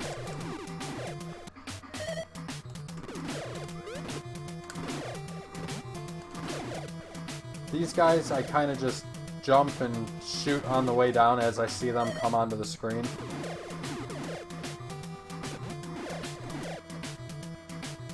But yeah, that's that room. It's fairly simple. Shoot past those guys, and then take these guys out as you can. This next screen, as soon as you come onto the screen, you're going to want to do a really short jump to the left. Like that. You don't really need to do the jump, you can just damage boost through these things. And try to take out the flying enemies if you can. But just keep aiming upwards the whole time in this room. And it'll let you take out the next 2 enemies. When you get to the edge of this platform, fire a shot horizontally from the ground, and then jump and aim upwards in anticipation for an enemy. What that's going to do is that's going to kill an enemy on the ground as it comes into view, and you're going to be set up to kill an enemy that's going to come into view above you as well. Like that. And then the last 2 enemies, you just kind of jump against the pillar and shoot, and then when you land, shoot upwards. It's hard to describe the timing for it, it's just something you got to get a feel for. I realize I've probably said that about 20 times already this tutorial, but that really is how it is with this game. You just gotta do enough runs to where you get a feel for everything.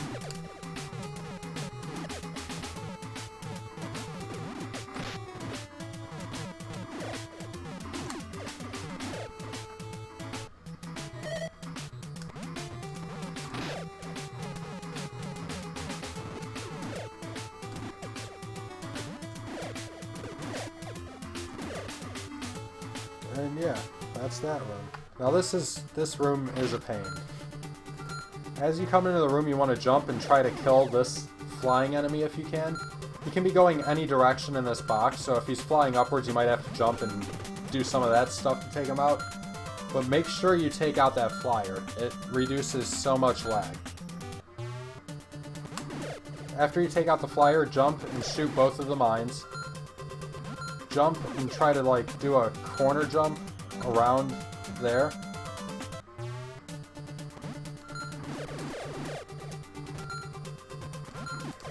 Now as you jump up, shoot this next mine and try to turn around and shoot backwards and kill the flyer if it's flying in a pattern that lets you. And then you just jump over this mine, corner jump, and you're out of there. Full speed now.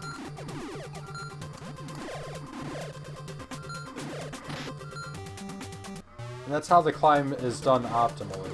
If you want to do it a little bit safer and slower, you can. You don't have to necessarily kill all the enemies.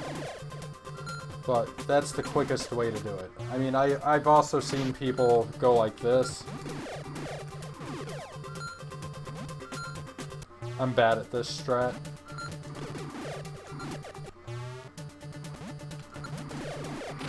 Oh my my god, I'm really bad at this strat.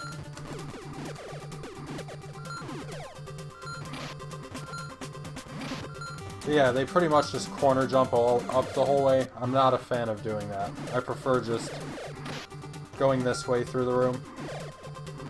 Gives you good optimal movement on top of good lag reduction. And one more go.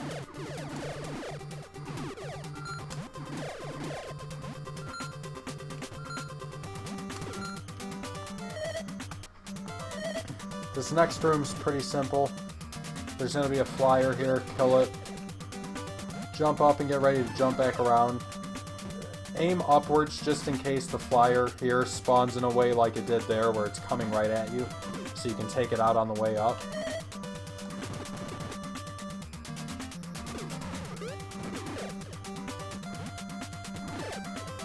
Yeah, don't miss that jump though.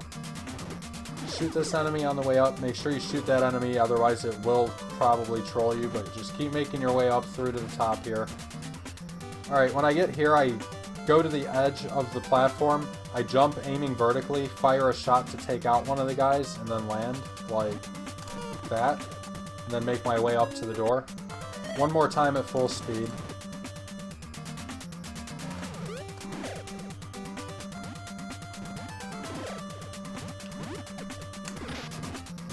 Troll.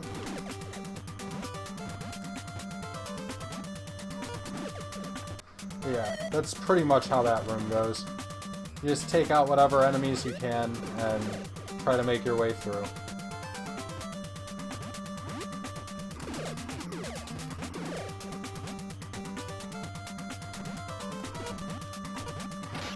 Yeah, and that's why you take out that second enemy, because it likes to do that.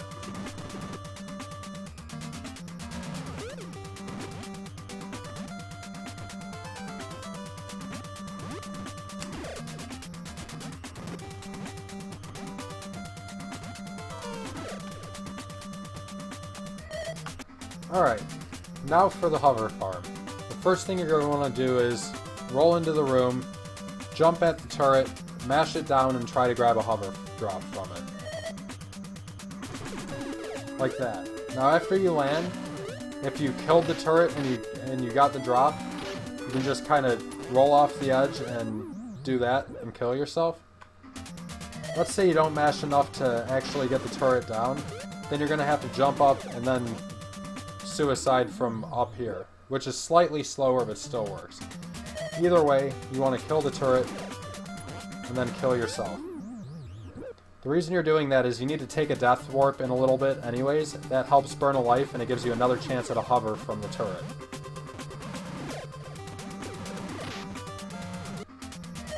So again, try to get a hover drop. Regardless if you do or not, kill yourself once. Go for it again, and then right here, you want to kind of jump, aim vertically, and then mash that guy down on the way up to try to grab his hover drop. This next room, you can just move through, and you'll get some lag, but whatever, it's functional. If you want to try to save some frames and reduce some lag, do a short jump, fire when you land, do a full jump, fire when you land, and if you do it right, you'll take out 2 of the enemies. Like that. And then when you get to this platform, you're going to begin the hover farm. Now there's a couple different ways to do it. You can use the lower platform here, or you can use the upper platform here. Either way, you just gotta wait out enemies and keep killing them until you get enough hover drops. Now this is really bad RNG, but you want to keep doing this until you have 3 bars of hover. Some people like to wait until they have 4 bars of hover to be safe, but you only really need 3. You only actually need about 2.5, but obviously you really can't gauge 2.5, so for the purposes of this, we're going to say it's 3. But you can grab a 4th if you want.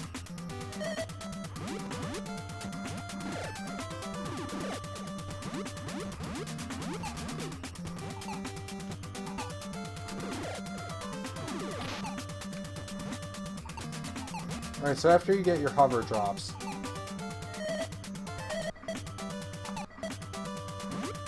there's a pretty complicated lag reduction strat here where I'm going to hold left, I'm going to jump and fire a shot on the way up and a shot on the way down, and then when I land I'm going to do the same thing, shot on the way up, shot on the way down, and I'm going to do it in a rhythm to take out all 4 of the flying enemies to reduce a lot of lag. Like that.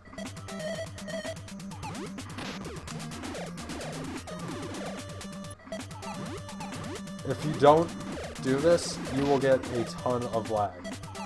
Even if you don't get all of them, even if you can only take out 1 or 2 of them, try to at least take out 1. Because if you don't kill any of them, look at all that lag. But yeah, optimally, you want to just do that. And then full jump over to the platform, take that guy out. Full jump, take that guy out. I jump and do like a shot that kind of grazes the top of the platform to take out the jumper on the other side. And then I make my way over to the hover wall.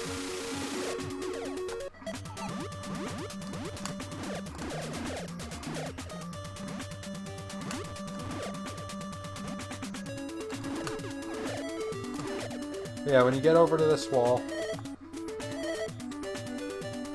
there's a couple ways to go about it. The safe way is to turn around, aim up, hover up, that way you can shoot the guys if they decide to jump at you.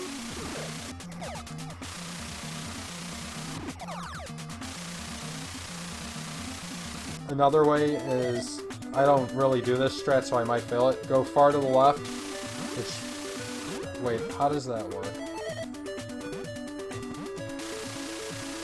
That's what it is. You go to the left under the platform, no? I don't know how Dragoon does that method. The way I do it though is I kind of jump, go up, and if it jumps at me, I try to do a really precise shot, so I failed it there. And this is why I lose runs to the hover climb. I do that. There we go. If you notice, I'm kind of trying to jump and grab the hover on the way up in the jump. That's just to save a few frames. Yeah, that's the way I do the hover climb. I would recommend doing the safe way, though. Like that.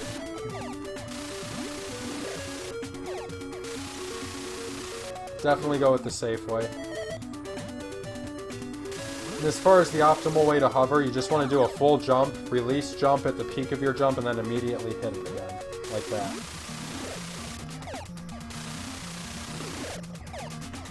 Yeah, make your way to the top, into the next room.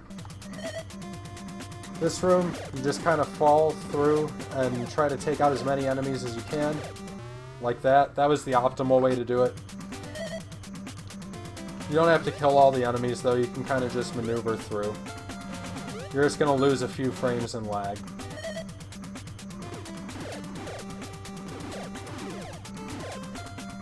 I think it might be possible to take out, like, every enemy. Yeah, it's not worth doing.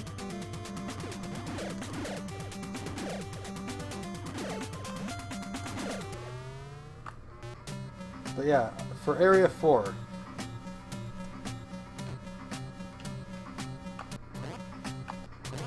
you want to roll forward and jump up, aim up and take out that guy. This part, you don't really have to kill all these guys. Like, an easy way of going about this would be just take that guy out,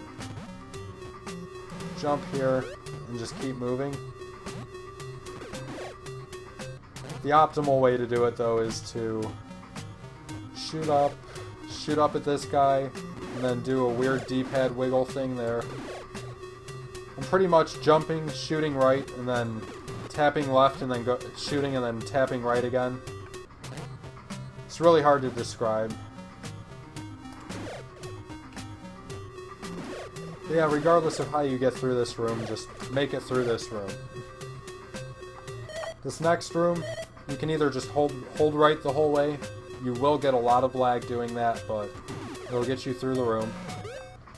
Or you can try to kill everything on the way through. Like that. That's the optimal way. Or you can do a combination of them. Take out just some of the enemies, whatever. Whatever you feel comfortable with. You're not going to lose that much time and lag by not taking out everything.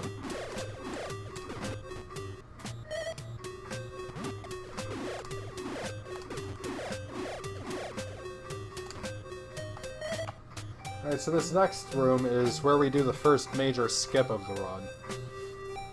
What you're going to want to do is, you don't have to kill this first enemy, but to be safe you can.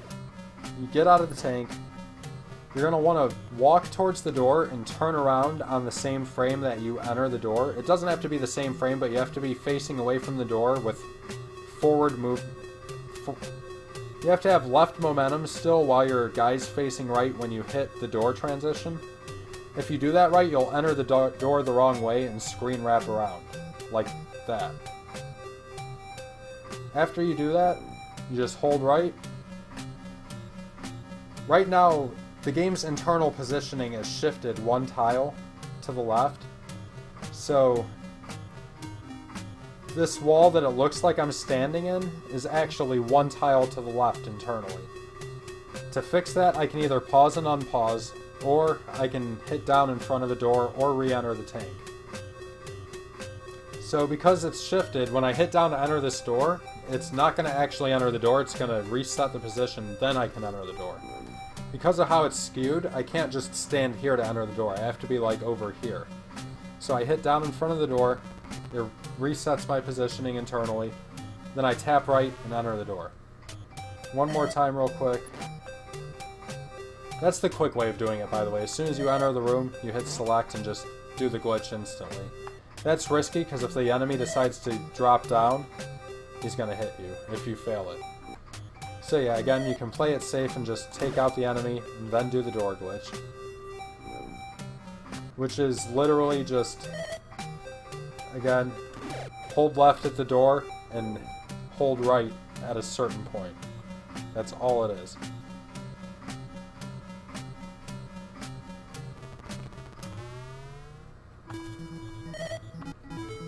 Alright, Area 5, jump off the edge of the platform, swim down. If you notice, I'm swimming down as quick as I can and try to get a couple of these guys off screen. That reduces lag while I'm trying to do the next set of skips. Alright, so I gotta do more of those door wraps that I just did in Area 4. I'll do the swim one more time just so you guys can see it. But yeah, you just kind of swim down, try to get those guys off screen.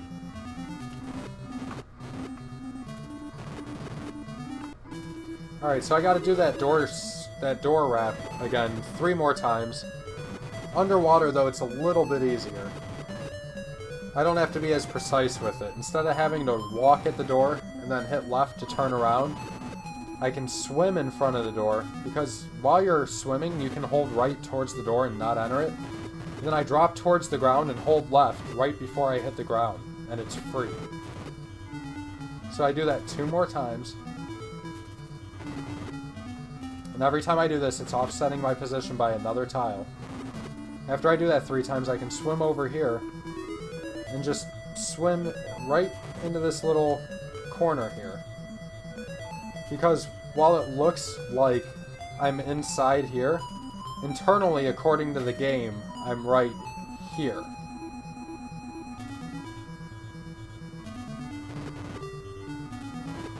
So yeah, once you get here, you just pause and unpause to reset the positioning, and it lets you continue on. You swim down, cut to the left, instantly go to the right, go around this platform.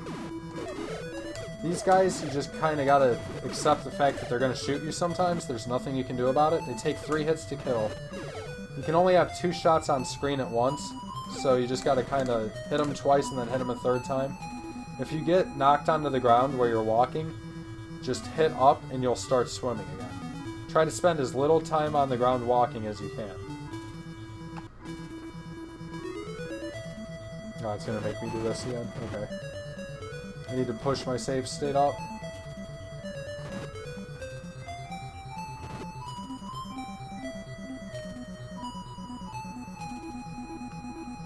Alright. Again, you swim down, cut to the left, hold right, go around the platform, take these guys out. Make sure you take them out. They will troll the hell out of you if you don't. Alright, this next room, to do optimally, you gotta swim a certain path to kill certain enemies and reduce lag in certain ways. You want to swim under this guy, kill this guy on the way up. You don't want to get hit by that shell. Let that guy come at you. You want to swim under these guys and then cut back up so that the shell goes underneath you. Wait till you get towards the end and then swim down. Sorry, Dragoon. Dragoon also has a really good tutorial for this game. Much better than this sorry attempt of a tutorial I'm trying to do for you guys. But yeah, one more time through this room. Go under the first guy, kill the second on the way through. Let that guy go under you. Swim under these guys. That guy didn't go, that's fine though. Alright, this next room I mash as soon as I enter the door, which will hit him twice and then I shoot him one more time on the way down. You don't have to do that, you can just entirely swim around him like that. Either way is fine.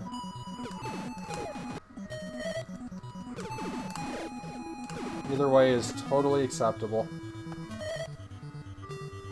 But yeah, you just get to the end of the room, continue on.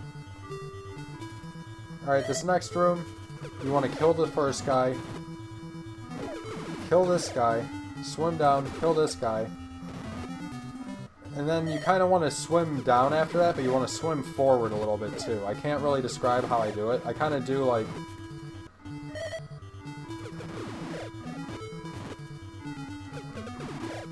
After I kill this guy, I kind of like pump up twice and then swim down. By pump up, I mean like... I just kind of like tap up while I'm swimming real quick twice, like 1, 2, and then I drop down. I'll try to show you what I mean in rhythm. 1, 2, drop down. See, I went too far that time. But yeah, just keep swimming up and over here to the left.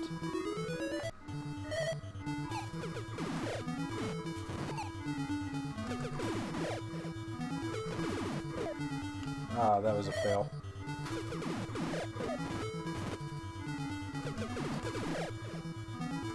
One, two, drop.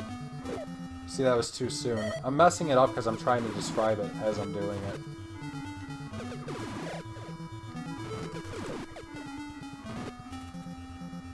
I didn't have to do it there because I got knocked around, but yeah. You'll figure out your own way of timing it as you get used to the layout of the level and you do a few runs. There we go. Even though that guy sniped me, that was just bad RNG. One more time and we'll continue on.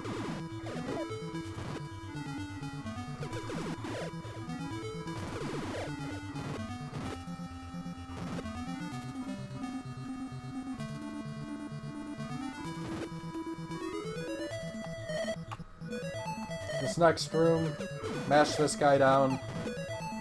And just make your way towards the dungeon entrance over here. Alright, this next dungeon, you're going to be taking a death in the beginning of the second room. So you kind of want to just make your way through while keeping enough health to be able to die in 1 or 2 hits entering the next room. So something like this. You don't necessarily have to kill any enemies, but you can if you want. Some people pause and kill that guy, I just run right through him. But yeah, try to get it so you're at 1 bar of health before you get to the next room. You gotta kind of just improv it based on how much health you have when you enter.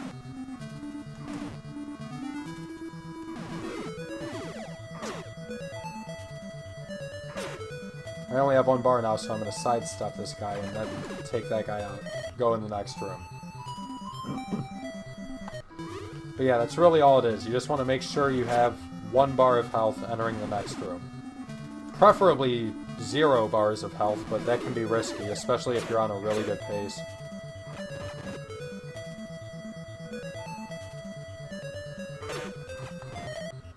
Alright, in this next room, you're hoping that the laser cannon doesn't despawn. It didn't. So that way it'll shoot you and kill you instantly. If it does despawn... if it does despawn, you just gotta go all the way to the right and let this thing kill you. But either way, you just want to take a quick death and respawn at the start of this room. After you respawn, make your way to the right. Kill any enemies you can on the way through, but you mostly just want to move as quick as you can through here. Take out that guy. And then this is the boss door here. One more time, I'm just... Oh, I forgot to move my save state up, that's why.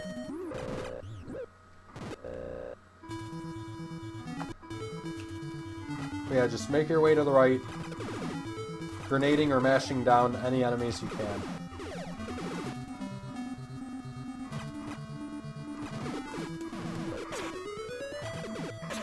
Like I said, it is kind of important that you take out this guy that spawns up here. It makes it a lot safer on the actual boss fight.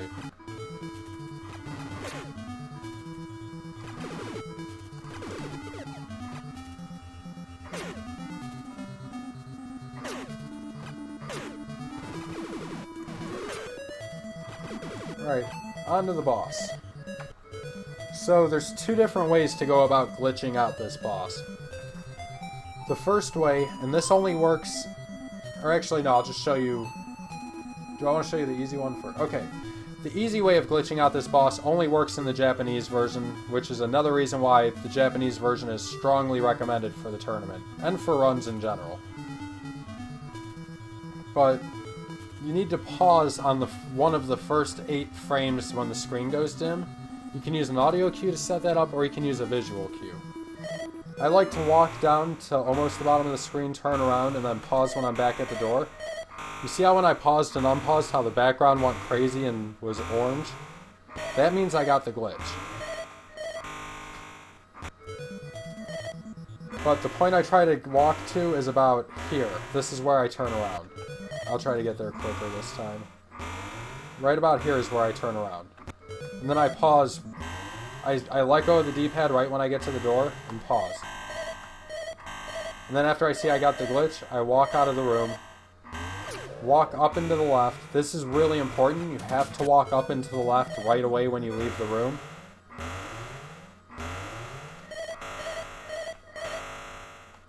If you don't,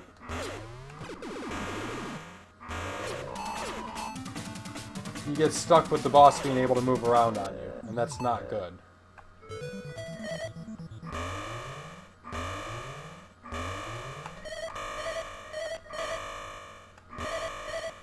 So yeah, move up and to the left, all the way over. Mash at the boss a little bit. Kill any enemies that might come at you. Don't pick up that health drop, though. If you get any health drops, skip them, because you want to be at 1 health picking up the item after the boss. And the reason for that, after you pick up this item, you want to be able to take a quick death off the first enemy here. So again, I'll show you this glitch again. Walk down to the point as a setup, turn around, release the D-pad and pause. Ah, damn it. Now let's say you pause early, and you don't get the glitch. Just keep pausing and unpausing until you get it. When you see you got it, exit the room.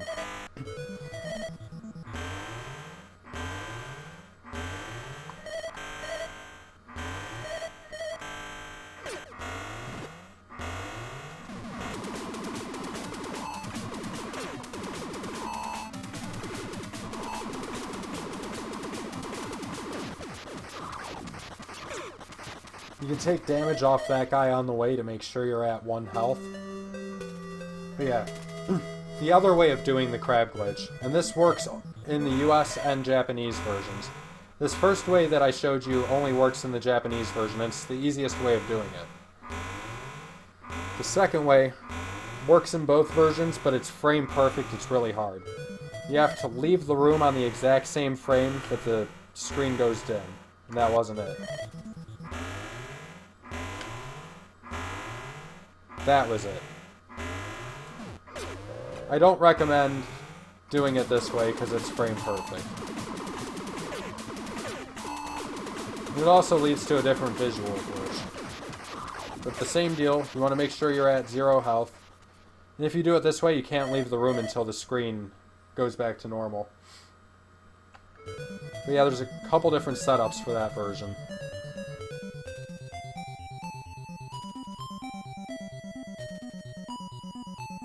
Oh, sorry. Had to sneeze. You can use the same walk down and turn around on the right pixel method. I was late. Or you can use the diagonal method. I walk down to about here and turn around.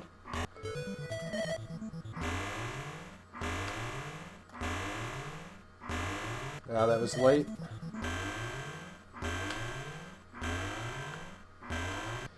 Feasel has a really good buffer strat for this. Where if he sees that he's early, he pauses and buffers in 1 frame of movement. And nails it really consistently, actually. Yeah, this method sucks. This used to kill so many runs. So yeah, just do it the Japanese version method.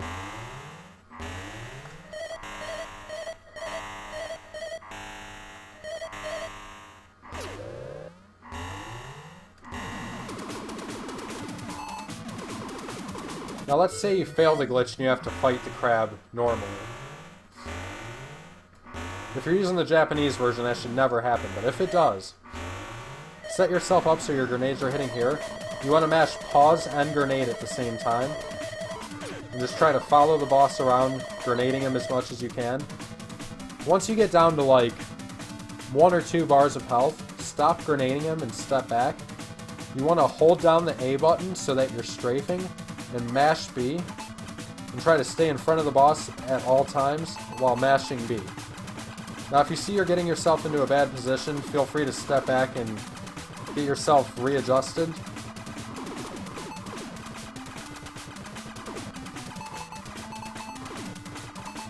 And yeah, if worse comes to worse, you can get him down this way. And again, all I'm doing is holding A so that I strafe and mashing B to shoot. I'm trying to stay in front of him. And yeah, that's how you kill him if you happen to fail the glitch. But hopefully that never happens. Again, if you're running on a console, get the Japanese card or a flash card. If you're running on emulator, get the Japanese ROM so it's not even an issue for you. That's my recommendation. So yeah, after you kill the boss, you're going to want to take an intentional death off of that enemy there and hit continue. Oh, my allergies are going nuts. I'm sorry, guys. Oh, man. You hit continue and it'll death warp you back to the start of Area 5. Now, underwater movement with the dive upgrade, you move faster while you're holding A. So you want to jump into the water and hold A, move over to this platform, and then jump up into the door. Here you want to kind of do like a backwards turn in the air. Like, if you just try jumping straight forward, you'll never make the jump cleanly. You'll clip the ceiling or clip the wall. That's why you kind of do a quick backwards turn like that. And then hold A and down, diagonal down right to quickly drop down into the water. Like that. Shoot the enemies that get in your way. Come up here. Don't even worry about that guy. As soon as you end up on the platform, jump up to the door. Getting onto those platforms is weird. You just kind of go over in front of it and then hold diagonal up and right, and you kind of automatically climb up onto it.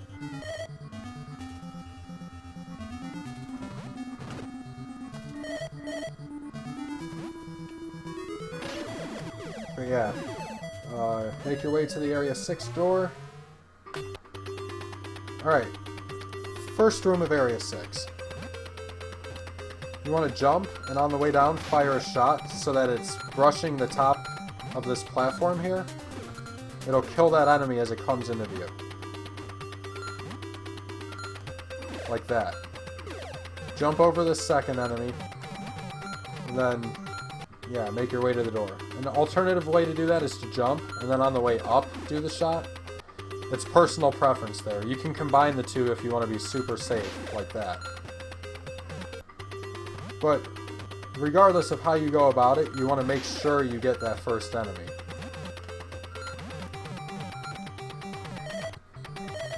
The second room, jump as soon as you come in. The way the ice physics in this game work, if you just hold right, it takes a while to actually start up and get moving. If you jump, you can instantly gain your momentums, your horizontal momentum speed back. So, you kind of just jump and then start moving right, jump over the mine, continue making your way up and right.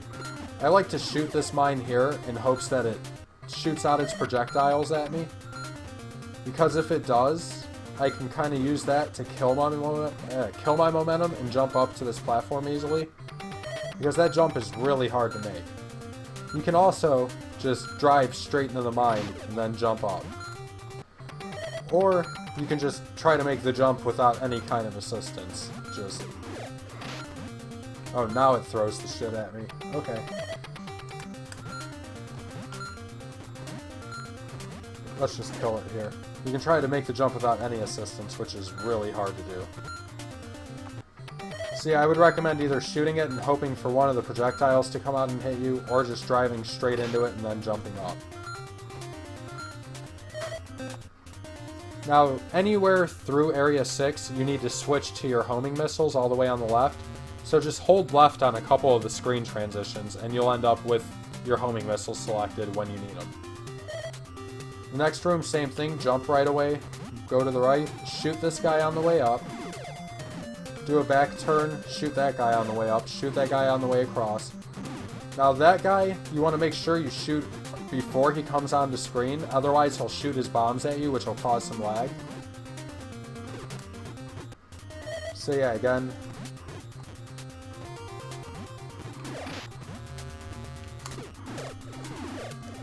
you see how I shot like way back here and then kept going right so that the guy died as he came into view? That's how you want that to go. If you go any later, you're probably going to get some extra lag.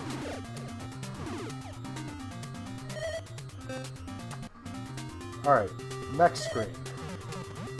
Hold right, do a back turn. I like to try to turn backwards and kill this guy because it kind of sets you up to nicely get under there.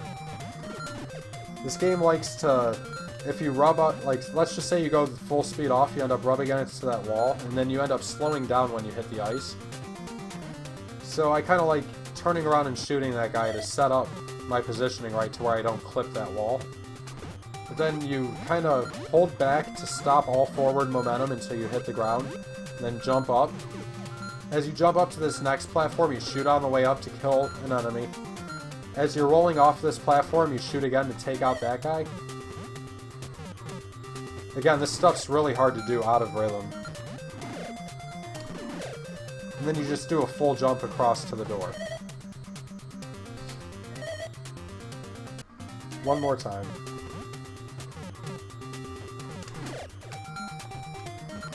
Now, let's say you lose your horizontal momentum going under here. You can just jump a couple times to regain it.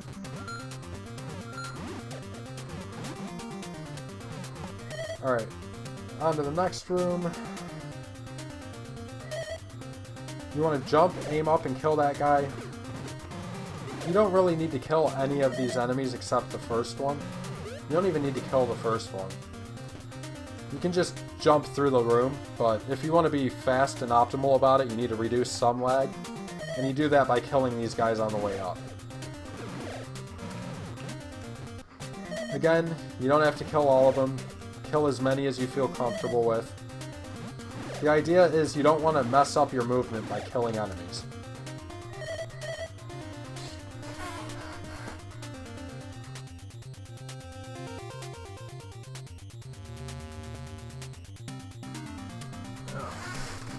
Alright, one more time in this room.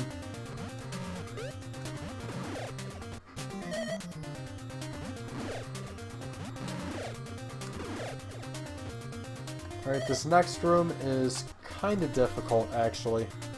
What you want to do is, you want to shoot out the bottom 2 blocks in each section, and then as you're rolling under the thing, you want to shoot the farthest block towards the wall, and then jump so that you can get around the corner optimally.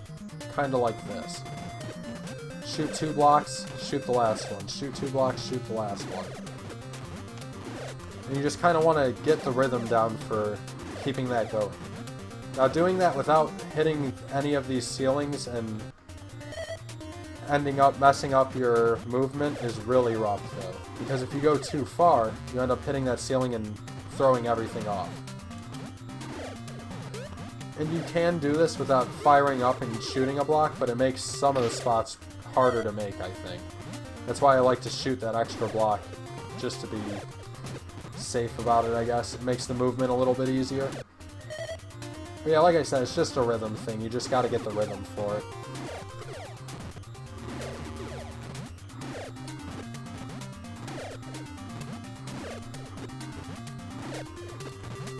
Alright, once you get to the top... Oh, my nose itches so bad. My allergies are going nuts.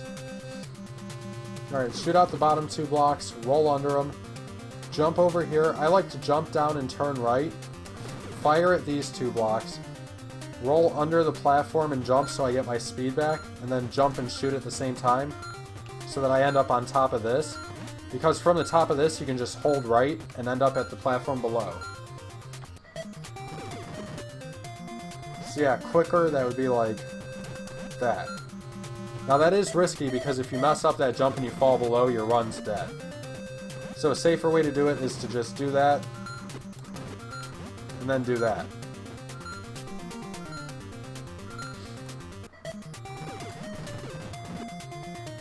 But optimally, you want to do it like this. Roll off the edge. When you roll under here, as soon as you come off of the platform, hold left until you lose all horizontal movement. Otherwise, you'll hit that mine. You don't want to hit that mine.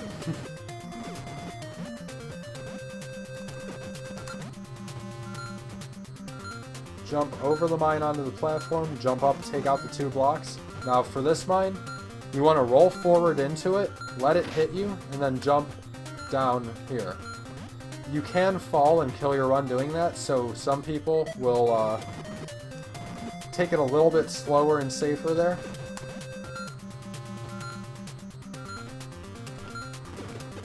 And jump up here, and then jump down. I'm not a fan of that strat because it is a little bit slower. Optimally, you want to just let this thing hit you and then jump again. Alright, I'll do this one more time just so you can see it in full motion again.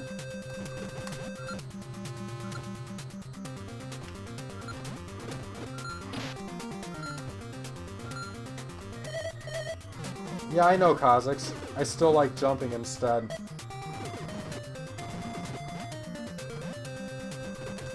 And the reason I like jumping is because if you jump, when you see the tank compress, you can jump again and land on the platform without clipping your front tire.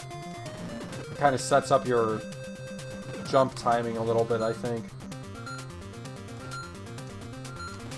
But yeah, like Kazakh said, you can just hold right.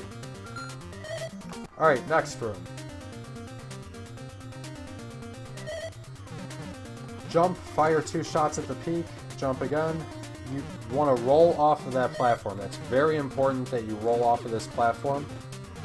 And then do a full jump, roll off of this platform, and then when you land, jump. Now that jump is very risky. If you fail it, your run is over. You're going to lose a minimum of 40 seconds. So a safer way is to not even do that jump.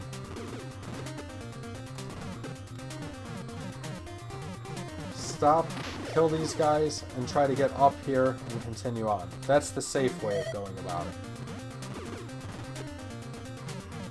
Again, one more time the safe way. That's the safe way. The optimal way, though, again, is this. drop down, full jump, drop down, jump, and you're good. Now for the jump timing, after I roll off of this platform here, when the tank lands, you can see it do like a little kind of like compression animation into the ground when it lands. When it hits the lowest point in its compression animation is when I jump. So like I roll right off the edge, and as soon as the tank compresses and it hits its lowest point, I hit jump. That works 98% of the time for me, if not higher than that. If you really want to tempt fate, you can try to kill all the enemies on the way through like an idiot. Like this. But I don't recommend doing that, it's risky. Okay. Moving on. This room you want to jump, turn around, and fire vertically. Same thing here, and same thing here. Pretty much you want to be aiming up the whole way, and then jump and turn around so that you can get that extended backwards hitbox to be able to kill the bees. I guess you don't really even have to kill the bees, but yeah, you kind of do.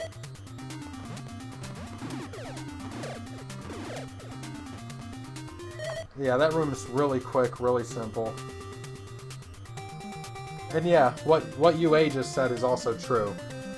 If the shrapnel damage boosts you the wrong way, you can fall down holding right. That's another reason why I jumped. I kind of forgot about that. Thank you for reminding me, Uranium. I knew there was some reason why I did that. That's why I'm glad I have people that also know what they're talking about here to kind of correct me when I say stuff that's not entirely true or maybe misinformed. Because I'm in no way like the authority at this game. Like, there's definitely more knowledgeable players than me at this game. I just do know what I'm doing enough to where I feel like I can do a tutorial for you guys. And Fiesel asked if I wanted to do a tutorial, so I said why not. I didn't say it was going to be any good, damn it. I said I'd try. But yeah, this next room, you want to jump and take out the blocks. You only really have to take out the bottom 2 blocks, but I like to take out all 4. So jump, take out the blocks, turn backwards, jump, take out the blocks, jump through that and take out the bottom 2 blocks so that you get your hover drop. You need that hover drop leaving Area 6. Yeah, jump, turn back, go through the bottom. Now, on the way jumping up here, you want to shoot the top left block. That gives you more leeway to make the jump up here. And then keep going to the right. The idea here is that you're not going to clip any platforms with the front of your tank, which will make you lose your horizontal momentum. Which is a very bad thing in this room. Like, I'll try to intentionally do it. Like, let's just say I jump late here and I clip my front. I can't even do it trying. That really didn't affect anything. Just trust me, you don't want to clip the front of your tank on any of this stuff. But yeah, the optimal way, again, is something like this.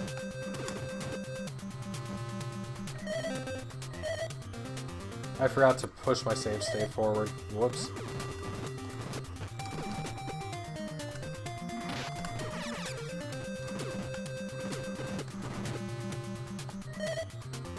Alright, this next room can be really rough. If this first...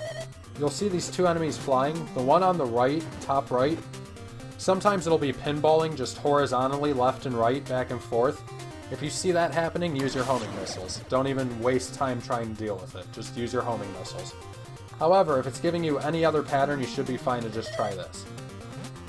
Jump, full height, and shoot 2 shots. Move forward, take out those 2 blocks. Jump, shoot 2 more shots and roll forward. As you're rolling forward, shoot the last block and then jump and corner jump around. 1 time at speed. Like that, take out the next 2 blocks, jump, take out those 4 blocks, and then same thing. Shoot the last block aiming vertically, corner jump around.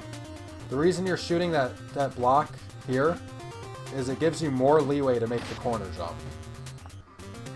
Yeah, 1 more time at speed.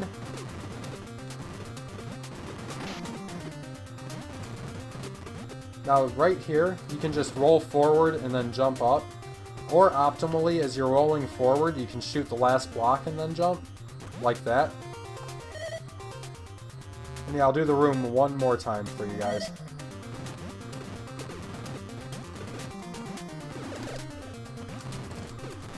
Yeah, that was a mess up. Yeah, that's the pattern that if you see that, just homing missile, don't even waste time with it. It's not worth it, you're probably going to get knocked back into the spikes and it's just going to be bad.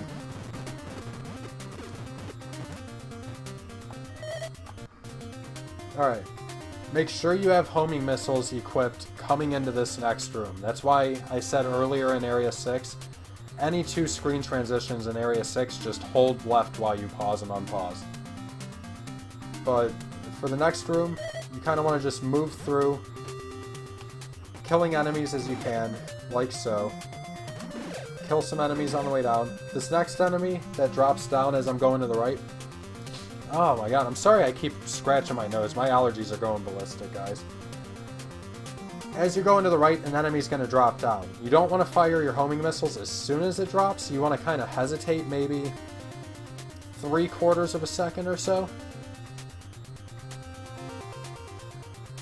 But you hesitate about 3/4 of a second and then shoot homing missiles, and like right there I hesitated too late. This is a rhythm thing right here, it really is. That's not good. Like that, okay. Right here, you're going to shoot a couple shots and go forward, and hopefully you'll hit the first caterpillar.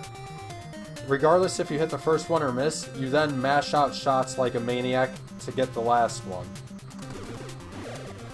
So you can easily jump over those gaps.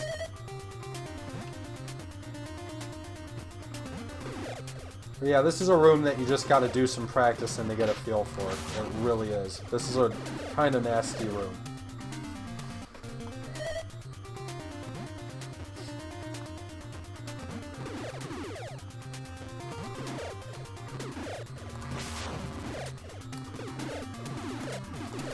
There we go. That's how that room is supposed to go.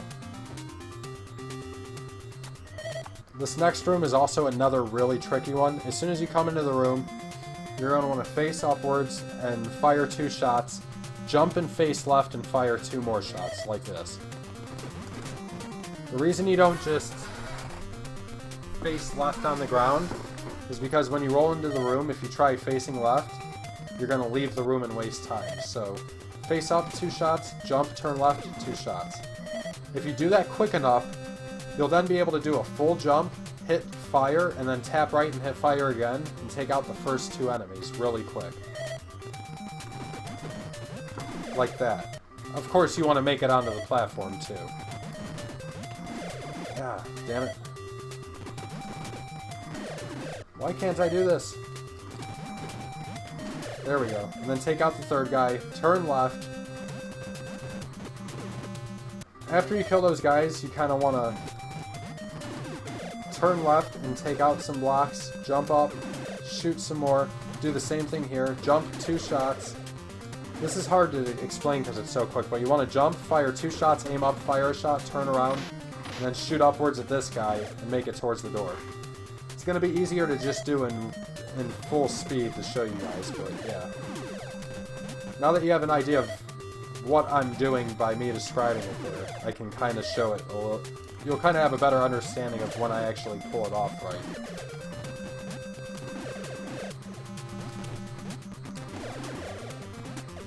There you go. That wasn't really optimal, though. Oh my god, I keep screwing this up.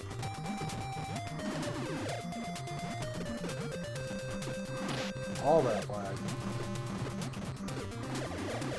Yeah, you guys get the idea with this room.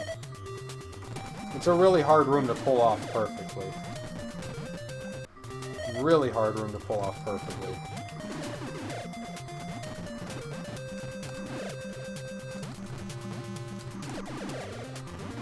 Yeah, something like that. This next room, as soon as you come in, jump up, kill this guy. As you're rolling off the edge, fire 3... You can't really just mash 3 shots out, you gotta kind of have some rhythm to it. But with proper rhythm, you'll take out the B and take out 2 blocks. You can then jump up and fire up some shots. There's a couple ways of going about this. My way is to just... I really can't even explain it. I just gotta do it, and hopefully you guys get it. Something like this. Oh my god.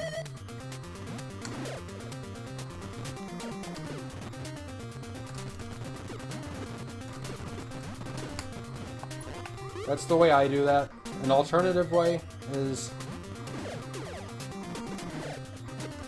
shoot up a little bit, jump and pause. That'll respawn the blocks under you, letting you do this. That's another way.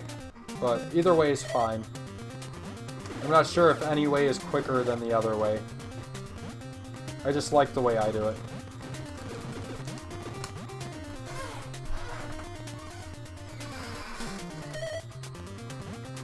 Whichever way you feel works for you, or if you come up with your own way, that works also. But whatever you gotta do to get through this quickly.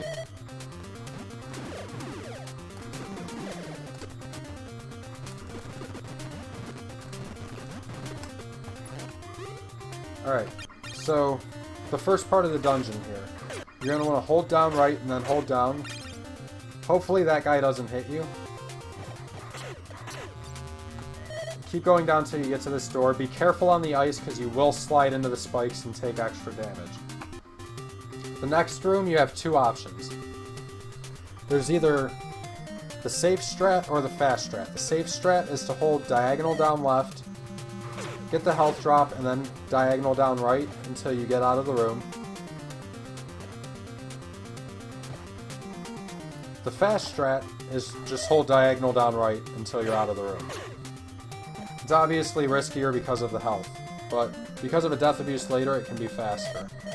This room, you want to just kind of mash and hold down left so that you end up out of the room. That's about the easiest way I can describe that room to you guys. You just hold diagonal down left and mash.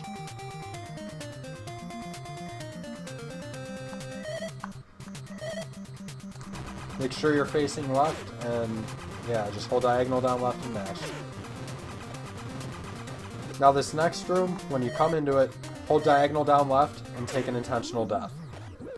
You have to death warp later on anyways, so that just gets rid of one of the deaths a little bit quicker. So yeah, again, you just take the death in the spikes.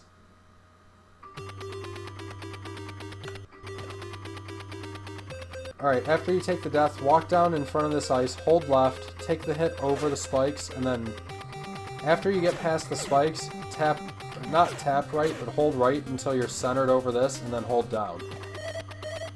If you do it right, you won't go into the spikes, and the ice won't really mess with you. But yeah, that's all it is. You just hold left, get past the spikes, hold right, hold down. You can try to do it a little bit faster cutting corners. Not like that.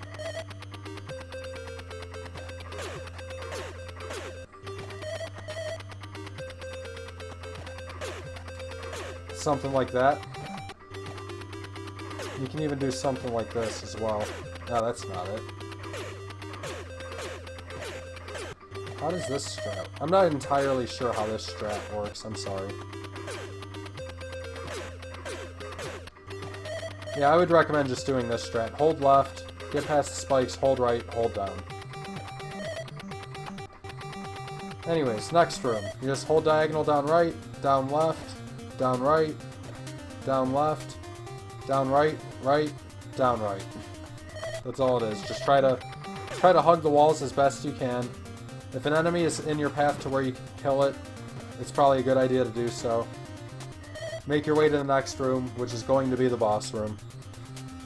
Alright, now, I see a lot of people that run this game fighting the boss like this from below.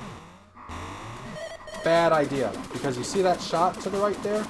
That's causing extra lag, which is giving it a higher likelihood of the zombie glitch. it almost zombie glitched. The zombie glitch is referring to a glitch that happens sometimes when you kill the boss, where it'll start exploding like it's dying, but it'll stay active attacking you. Now, the way to make things a little bit better is to fight the boss from the left. Just mash your grenades, make sure that it's lined up in the center of this little claw thing at the front of it. I can't really point it out to you guys because I don't have like a way of showing my mouse pointer or anything. But yeah, that's kind of where you want your grenade position. Center in that front claw thing on the enemy. Now, as it's coming in, it's going to like flash 4 times. After the 4th flash, you want to throw the grenade and pause. 1, 2, 3, 4. That was early, but you get the idea.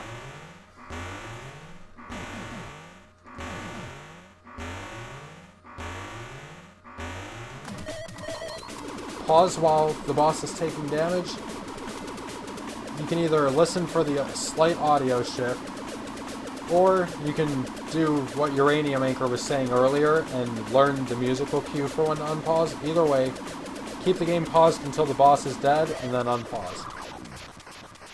If you stand in the center of the boss, you'll pick up the item as soon as it spawns into play. And you're done with Area 6.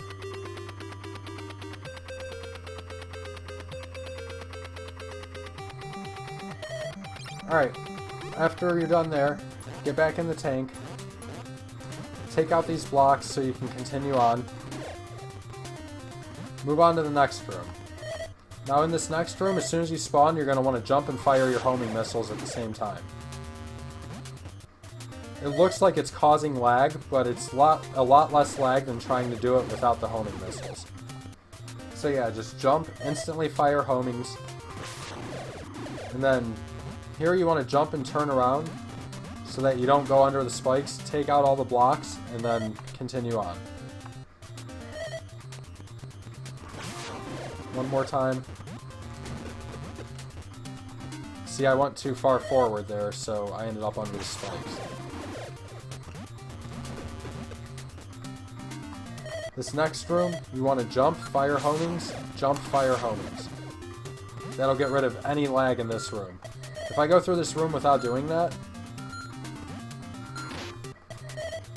wait until you see how much lag there is towards the end of the room. Look at all that. So yeah, again, jump, homing missiles, jump, homing missiles.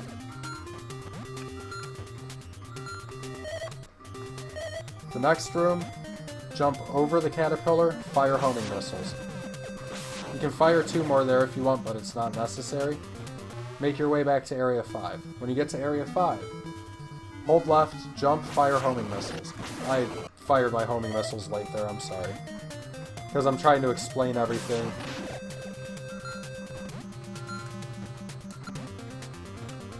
Make a save state. Yeah, jump, fire your homing missiles, and then shoot that enemy. Make your way back up and over here. Alright, this next room, as soon as you come in, hold left and then hit select.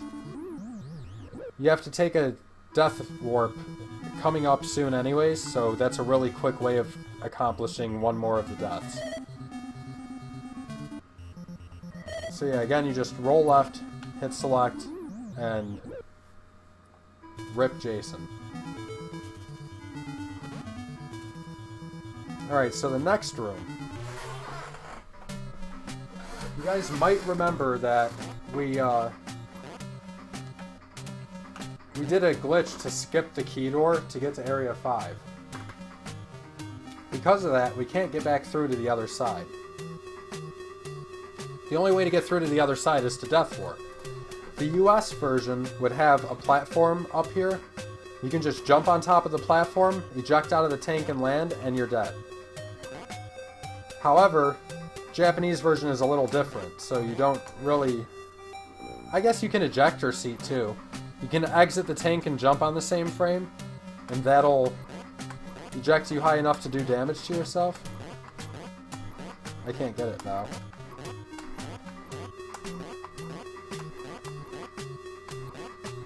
Please, game.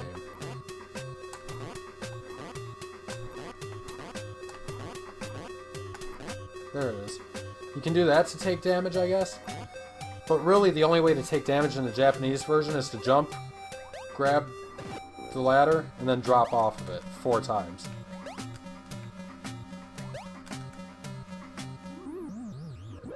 Again, the US version, you would jump up to the platform and just 1 drop off of it, you die. Japanese version, you have to use the ladder.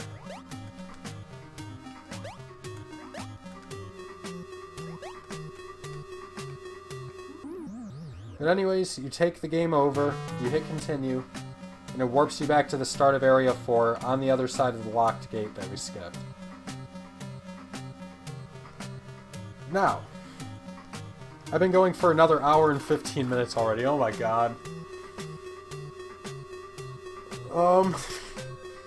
So I kind of estimated this at being a 90-minute tutorial. We're way past that. But I'll be right back, guys. I need to go grab something to drink again and use the bathroom real quick. My clock says 10:38 Eastern. I'll be back at... Let's see. It's 10:38, 10:39 now. Give me till 10:43, guys. I'm sorry. Quick 4-minute break, and I will be right back with more. We'll finish out the rest of the game. We only have 2 more places to go. Yeah, every time you exit the tank, or every time you enter the tank, your health goes back to 0. Goes back to full. But yeah, that tank jump is frame perfect also, Feasel. You have to jump on the frame you exit the tank. Alright, my clock just went to 10:40, so give me till 10:44. I will be right back, guys, sorry.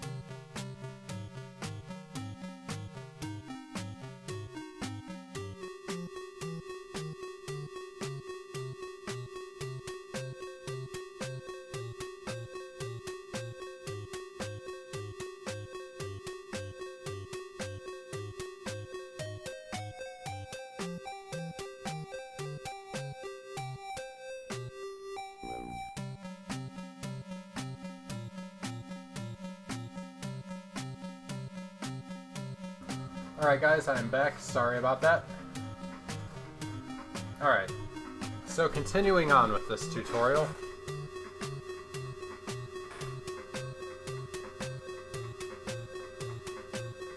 Okay.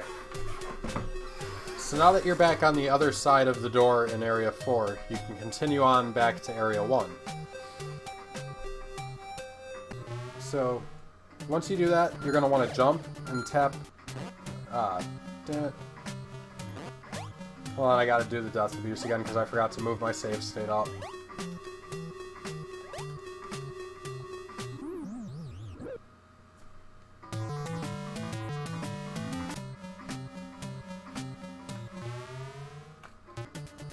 Alright, so if you just jump straight up, you're gonna ceiling bonk, so you want to tap right ever so slightly and then jump up, and then shoot on the way up to take out the first crawler. And then the rest of the room is just jumping up, trying to keep your jumps as low and tight as possible, and shooting enemies on the way up. Like, notice how I was jumping like as low as I possibly could to get onto the platforms? That saves little amounts of time. You can just full jump everywhere, but it wastes so much time, as you can see by me doing that now. So optimally, you just want to keep your jumps as low as you can.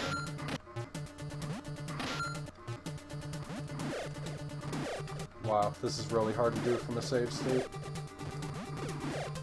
Why can't I do this? That happens sometimes where the game eats your jump input.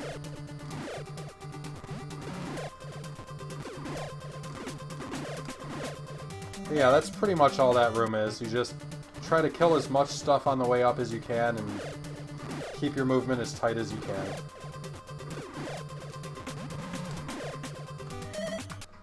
Alright, this next screen, you have two options. If you're going to go for the Area 7...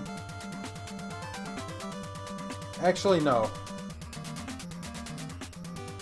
Regardless of what you're going to do, grab this hover drop. Alright, so you grab the hover drop, roll to the edge of the platform, and then short jump off the platform. Right before you land, tap left and hit shoot, and then you can hit right and shoot, and take out both of those guys as you land. It's kind of a quick timing window to do that, but it's not that hard to get consistent. Like that.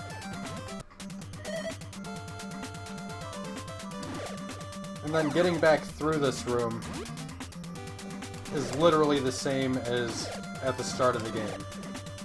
You do all the same stuff.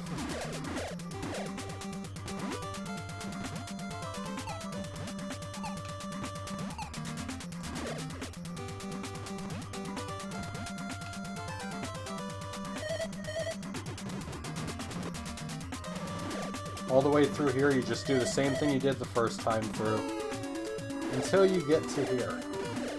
When you get to here, you're going to want to go up this wall, drive down it. As soon as you get to the bottom of the wall and flip around to the ceiling, you're going to fall off. You're going to want to kind of use your momentum to arc around and into the entryway below. Like that. Now you can make it even... I need to start remembering to move my save state up.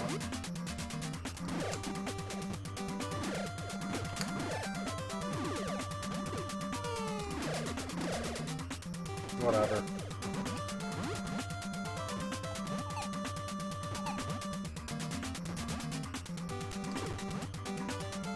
Completely whiffed on that guy.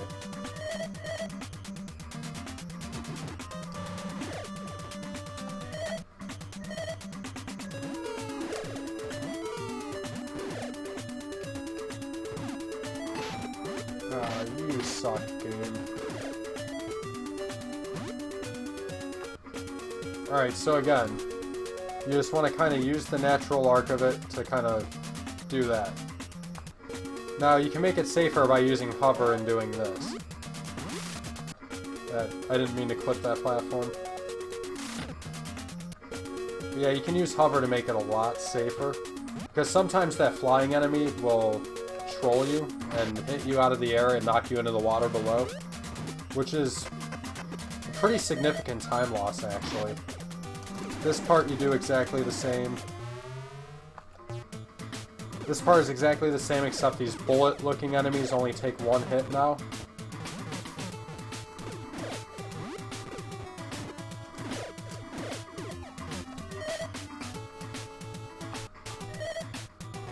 When you get here, you just keep going right, take out all the enemies that you can.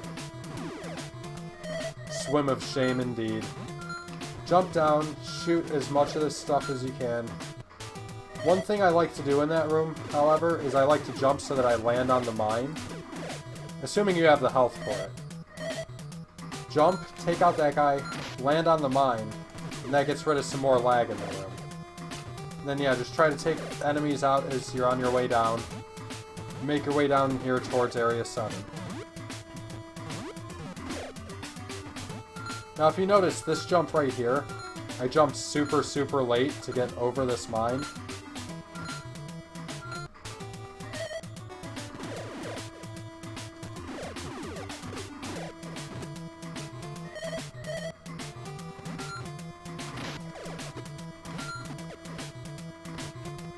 Yeah, again, just make your way down, kill whatever you can. If you miss any enemies, not a big deal. You're only losing frames, it's not like you're losing any large amount of time. Just keep making your way down and get to Area 7. I forgot to push my save state up again. Awesome.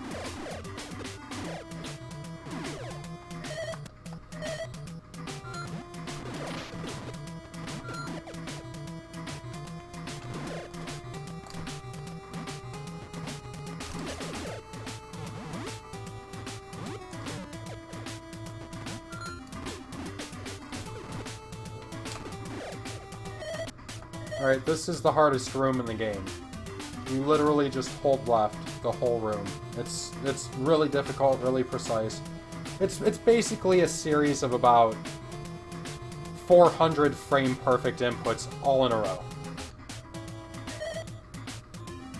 Luckily you can do buffer strats and just hold left the whole way though. And that was my attempt at being funny. I'm sorry guys, I should be shot.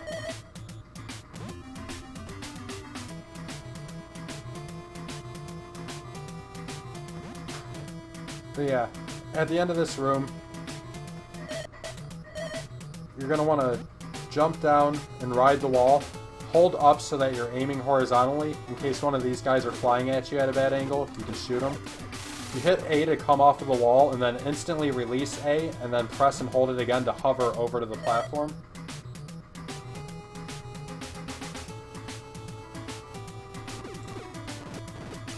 But yeah, I try to drop off the wall about here. Nah, about here. Maybe a little bit higher even.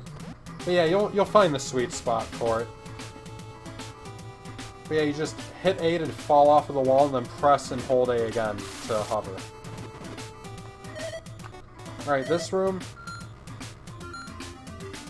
If you're going to do the Area 7 skip, use all of your hover in this room.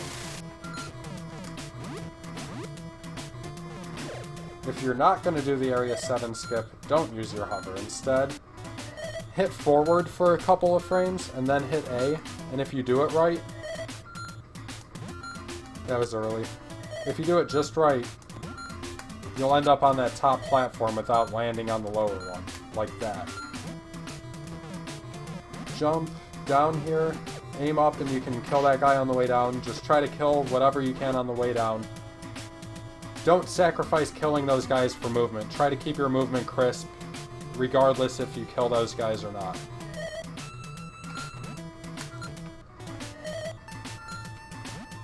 But yeah, just make your way through this room. That was sloppy.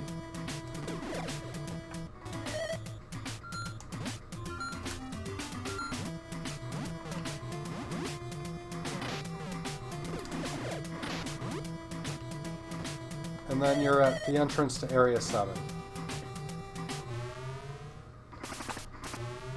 Whoops. Alright, so I guess I'll show the first Area 7 skip. I do not recommend doing this in races.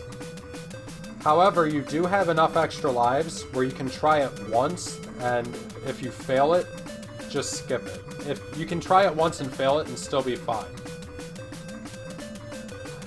So to do this, what you're going to want to do is... First, I'm going to use all my hover, because I need to have my hover empty for a visual cue. You do the door glitch on this door 6 times.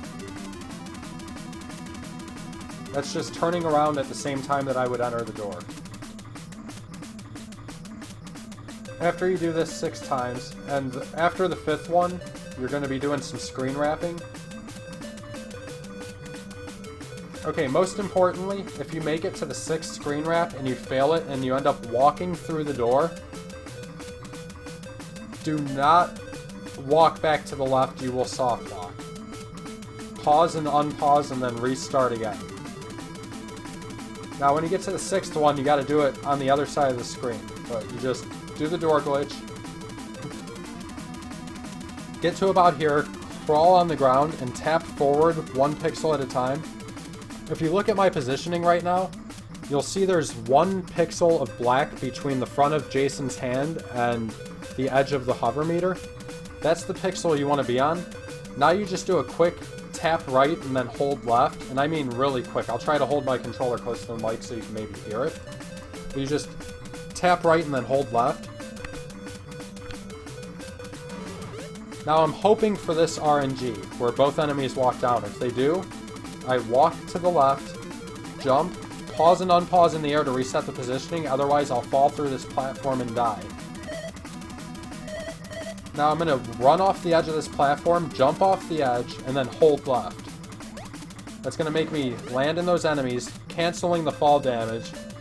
And then I exit the room, re-enter the room, and take a hit to die and respawn. And that skips the first, I'd say 60% of Area 7.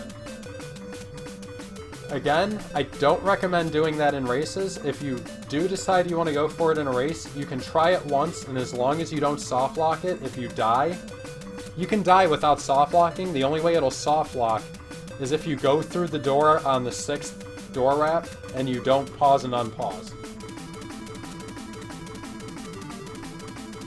But yeah, that's the first skip.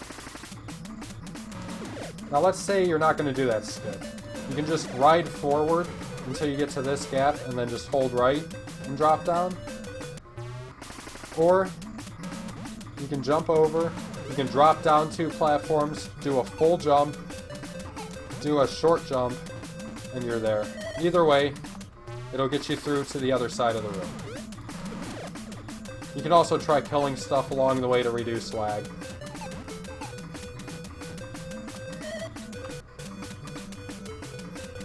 Yeah, Area 7's the best music in the game. Area 3's a close second. Area 5's right after that. But yeah, the next room, you want to jump and shoot, turn left, shoot, so you can kill the first guy and reduce lag. Pretty much just kill whatever enemies you can, but get through this room as quick as you can.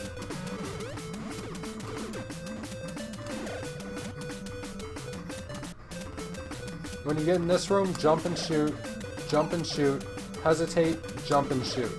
You have to shoot at the very peak of your jump, though. Otherwise, it'll be too low, like that shot was. Wait till you get to the very peak of your jump, shoot. Jump, shoot. Sometimes the enemies will troll you. Not much you can do about it.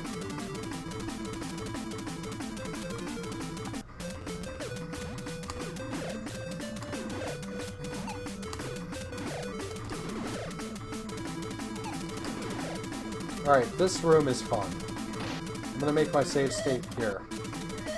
So you want to tap right for a little bit and then jump and shoot and try to get up in there like that. Which can be hard to do. Sometimes you won't end up actually getting up in there. But that's optimally what you're going for. If that's not what you end up with, you still want to just climb the wall until you get to that point, and then shoot across. Now when you get here, you're going to want to fire. You're going to want to just mash until you fall down. When you fall, you want to tap left, hold right, and then jump again. And try to get up in there again. If you don't, just climb up the wall.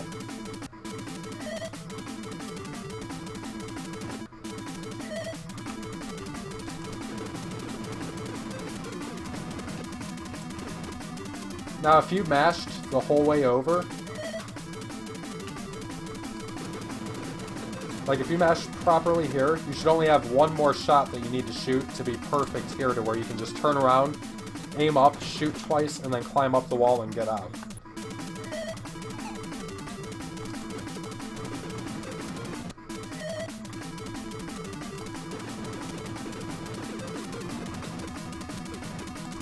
But yeah, optimally, that's how that room looks. Now, this next room has a number of different strats. There's so many different ways to go through these blocks. I'm just going to show you guys the way I do, because it's really the only way I've ever done it, because it just makes sense. You'll see... Right, if you look where I'm aiming up, see how there's 4 platform tiles above me? You want to shoot over far enough to where... No, I messed that up. You want to shoot over far enough to where you have a tunnel dug over to the edge of the second platform tile. Turn around, face up, shoot up one tile, climb the wall and turn around, and then just mash and go all the way down. When you hit this point, turn right and mash. Now, this is going to be another one of those things where you just need to mash while you're going right. If you do that just right, you'll only need one more shot to be able to be perfect where you need to be here. So then you just fire one more shot, turn, shoot up, turn around again, mash all the way down.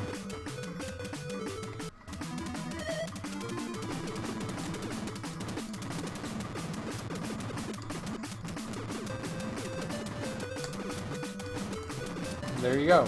That's how you do that screen optimally. This screen, you just kind of hold right and mash out 2 shots at every enemy that spawns.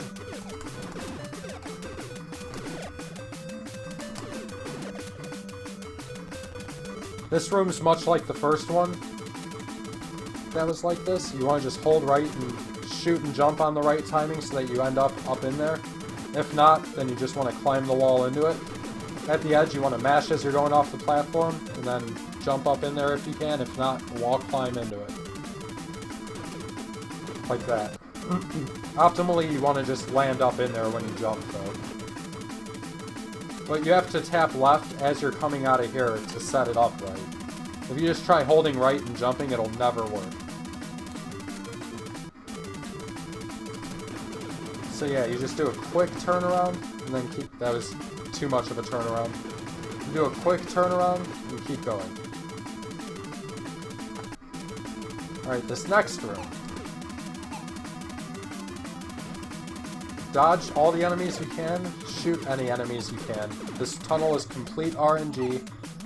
Nothing you can do about it. Just hope for the best and try to reduce any and all lag that you can.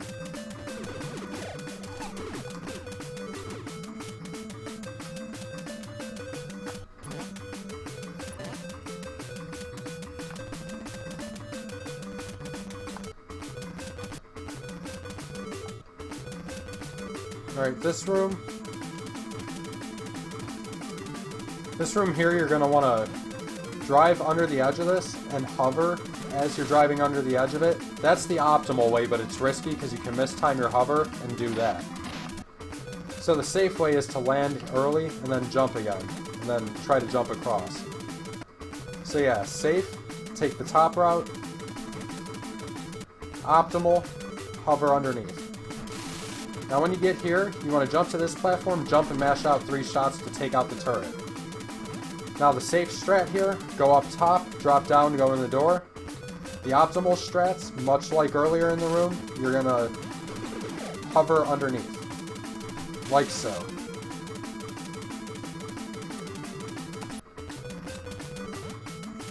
The way I do this is when I get under the ledge, I mash jump and then hold it. I mash jump like 3 times and hold it on the 3rd time.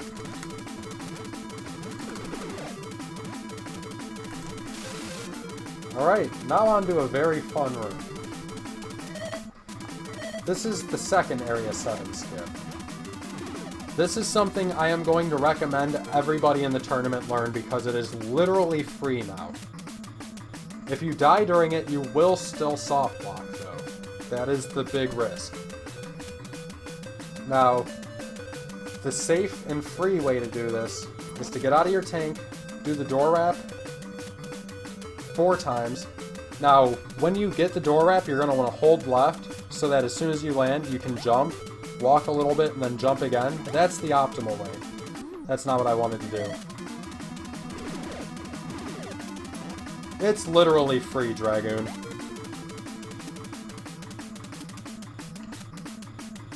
But if you aren't holding left to where you can do the quick jump and you end up falling all the way down, you can just jump, go left, walk a little bit, and then jump left again. It's so hard to take that much damage. If you're quick about it, you will never take so much damage that you have to do that. If you ever take any damage, extra damage from the turret, it's your own fault. You weren't quick enough. I've literally never lost a run to that happening. But yeah, anyways, regardless of which way you go about doing the door wraps, you need to do 4 door wraps. Not like that.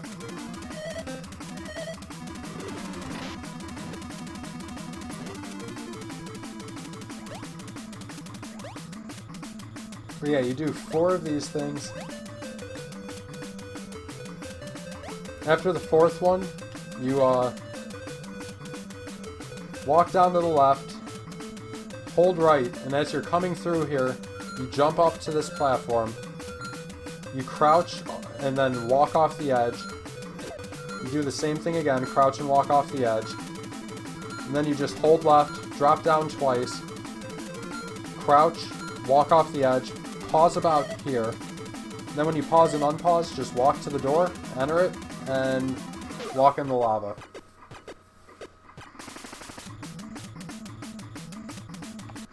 Now, there is a quicker but riskier way of doing this. I don't recommend doing this in the tournament.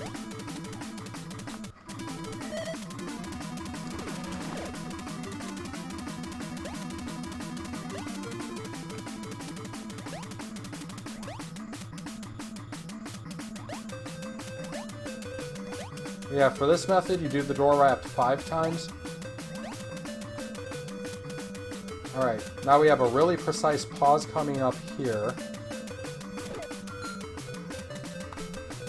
Alright, now I'm going to have a frame-perfect input to get inside the door. If I don't hit down on a specific frame, I won't get in the door and the game is soft locked.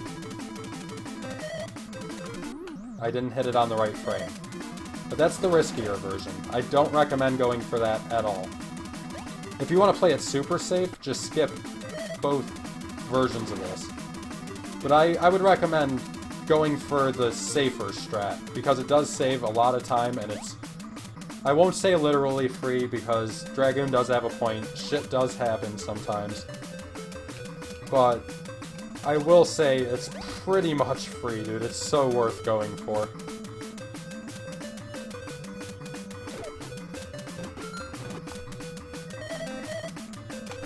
Yeah. But yeah, if I would have hit down on the right frame, I would have died inside the dungeon and respawned there.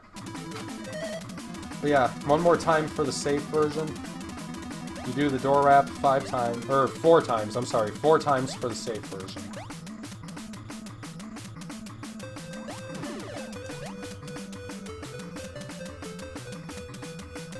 Four times, go through the door to the right, jump up, crouch drop. Ooh. Don't do that, though. I was trying to go too quick with it, while trying to describe it, too. But yeah, 4 door wraps. Go through, jump up to the platform, crawl drop, go left, get to about here, start crawling, crawl drop, pause, and then walk in and off yourself.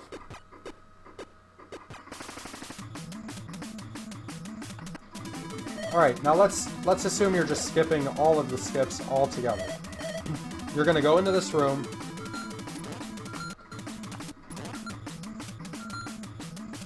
You're gonna go into this room, drop off of this platform in full jump, and then jump up go in the door. Don't need to explain much more.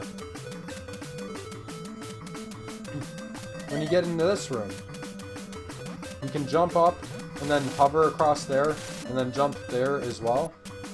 I think you can go underneath here as well, but it's not worth doing. You want to save that hover.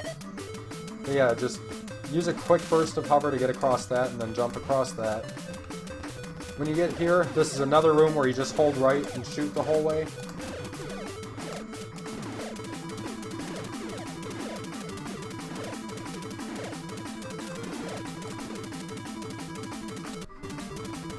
This room, you just hold right, hold left. You can do like a turnaround thing to not clip the platform. Drop down. Here, you want to kind of do a D-pad wiggle. I'm going to fall. I'm going to hold left for a little bit, then I'm going to hold right again. So that I can make it into that opening, hopefully.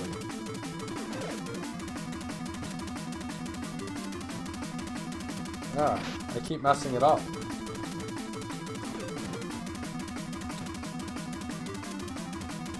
Like that.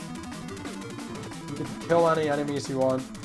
Just make your way through this area here. You don't have to kill enemies, but the more you kill, the better. When you get here, if you still have enough hover to do it, hover up to the platform. If you don't have enough hover, roll up to the top and instantly hold right when you flick around on the ceiling. I'll go through the room one more time. Tap left, hold right. I failed it, but you get the idea.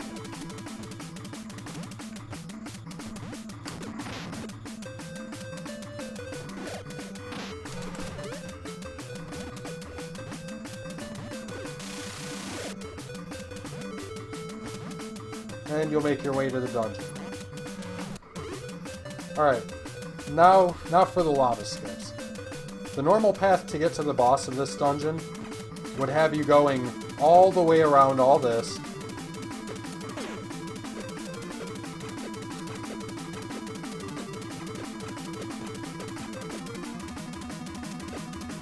I'm not even going to show you the whole path, just know that it's crazy long. So yeah, there's a safe way and a quick way of doing these. The safe way, line up on the bottom, stand about here, wait till you get hit, and then hit down. You don't have to move on the first hit. You can kind of get a pace for it. Let yourself get hit a couple times, get in the rhythm, and then go. But yeah, that's the safe way. Line up on the bottom, get hit, move. Same thing here. Line up, get hit, move. If you need to, take multiple hits to get in the rhythm, continue on.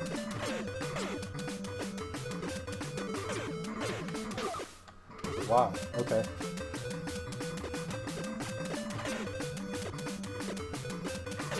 But yeah, that's the safe way. The quick but riskier way is to do it diagonally. Line up about here, take the hit, move diagonally, walk into the bottom of that guy's hitbox, move diagonally.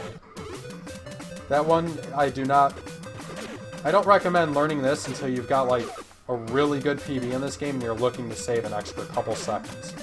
Because that's all this saves over the slower strats, is a few seconds. But this is the optimal way to do the lava skips.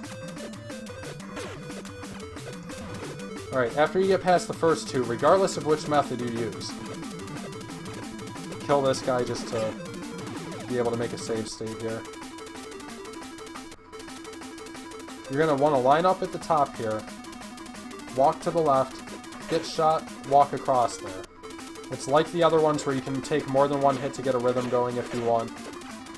But yeah, then you just maneuver through here, and then you line up on the right-hand side here. As long as you're on the right, you can just hold up, and this one's literally free. As long as you're holding up and you're on the right-hand side, it'll work every time.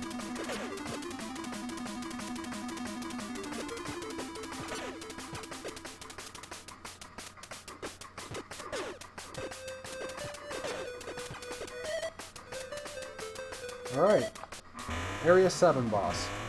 Face downwards and hold A. Walk up to the top of the screen. You want to be standing like I am now, so that the bottom of the... You see how there's a shadow around Jason?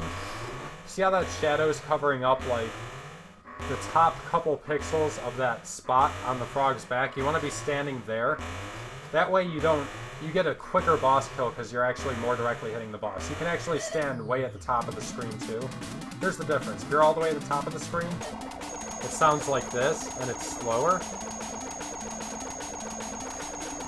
And that's just standing all the way at the top of the screen. However, if you go all the way to the top of the screen and tap down a little bit and get on that pixel I was talking about, you just kind of follow the boss left and right. After the fourth jump, he's going to open his mouth, and fire a grenade, and pause when it starts damaging him. You listen for the audio to shift, unpause, stand in the middle of the boss, and that's the end of Area 7. After you finish Area 7, you kill off all your lives by walking into the lava.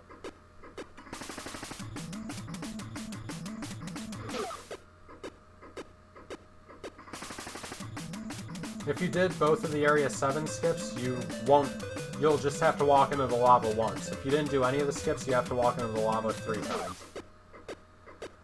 But you walk into the lava 3 times and you hit continue, it saves you having to backtrack through Area 7. So now we move onwards to Area 8. So, first things first, I guess we'll go over Wall 2. Actually, I'm sorry guys, give me literally 2 minutes, I'm sorry.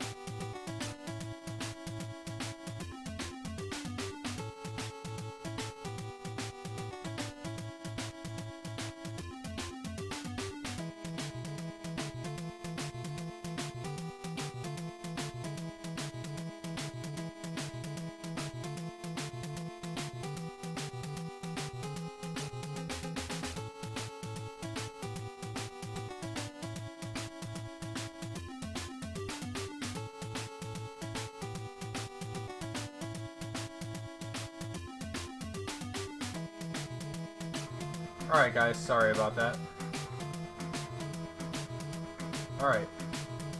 So, now that we're done with Area 7, quick breakdown of the awfulness that is Wall 2. So up until this point in the game, you could hold right, go off the edge of a platform and jump, no problem. If you try doing that now, that happens. You can hear me hit my jump button trying to jump. Look how early I'm hitting that jump button to be able to actually jump. It's ridiculous. So in order to compensate, you have to use the tank's forward... Damn it. You have to use the tank's forward momentum.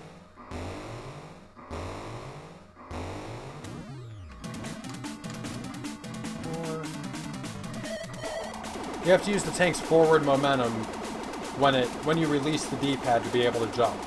So you roll at the edge of the platform, release the D-pad and leave the D-pad neutral, jump, and then let onto the D-pad again.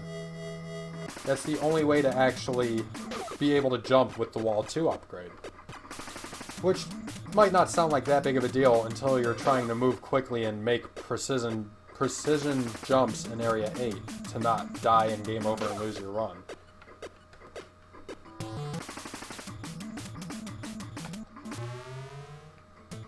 So yeah, from here you go back to the left, jump up, try taking these guys out on the way up, I like to wait here and then shoot that guy as he's falling and I'm jumping. You're hoping he drops a hover drop like that. If not, you still have more chances, but you want the hover drop here. So you pick up the hover drop, continue on. Now the way if I was to try holding left and making these jumps, this would happen. So instead what I'm doing there is, I'm gonna get back there.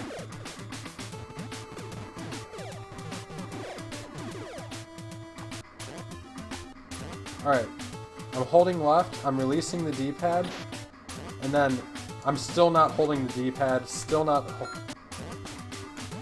Hold on. This is so hard to explain. Letting go of the D-pad, still not holding it, just hit it again, let go of it again. As long as you jump quickly after landing, the tank will hold its forward momentum without you hitting the D-pad. So I'm just releasing the D-pad and keeping it released while I'm jumping. It's a very nuanced thing that you just have to get a feel for. It takes forever. I still suck at it. Alright, this next room. Alright, up until a few months ago, the way we were going about this was just falling off the edge and just trying to fall and end up landing back in here. Feasel came up with a really good strat for this, though. If you ride the wall, fall off, and then wait till the top of the third window and hold right, you'll land in there every time. And again, that's the top of the third window, you just hold right. Works every time. Back to the hardest room in the game. It's just as hard the second time through. All these frame perfect right inputs, one after another. Alright, this room, jump up, take out the 2 blocks, take out that mine on the way up, keep your movement tight, take out the caterpillar on the way up, shoot that guy if you can. Now again, all these jumps, you have to be very diligent with the D-pad, because if you just try jumping off the edge, you're going to end up in the lava. And with the dive upgrade, good luck getting out of the lava. So, for example, like, as I'm going to the lava pit, look how early I jump. That's to make sure I don't end up in the lava. Here, I'm not hitting left until after I've jumped when I've landed on the platform. Land, now I'm hitting left. Because if I try hitting left as soon as I land and jumping, that's going to happen. So yeah, jump again, then hold left. Right here, you want to jump and fire a shot, jump, fire 2 shots, and then keep going. This will put you in area 3. Now, there's a strat where you can take the bottom route the whole way through here. I don't recommend that. I guess it is maybe quicker, I don't know, I haven't really timed it or whatever. That's a Shining Dragoon strat. A simpler way to go about it, probably easier and almost as quick, if it's not just as quick, is to just go up the left wall, ride the ceiling all the way across. When you get to the end, drop down in front of the door and go through. This room, ride on the ceiling, drop down, drop down. You can shoot the enemies on the way down too, like that. This room you want to jump up, go to the right, ride on the ceiling, mash about here to take out this turret. You're always hoping for a hover drop, but if you didn't get a hover drop from the pink caterpillar at the start of area 2, you're really hoping for one here. Now you gotta be careful going across the ceiling here, because those guys like to spawn and knock you off the ceiling. If you get knocked off the ceiling, it's probably like a 10 to 15 second time loss. You just make your way through here, mash away on these guys, try to be as close to full health as you can entering area 8. And here's area 8. If you didn't already get a hover drop, you can ride this ceiling and kill this guy and hope for one. If you already got it, you just want to skip that guy then and go to the bottom and go in this left door.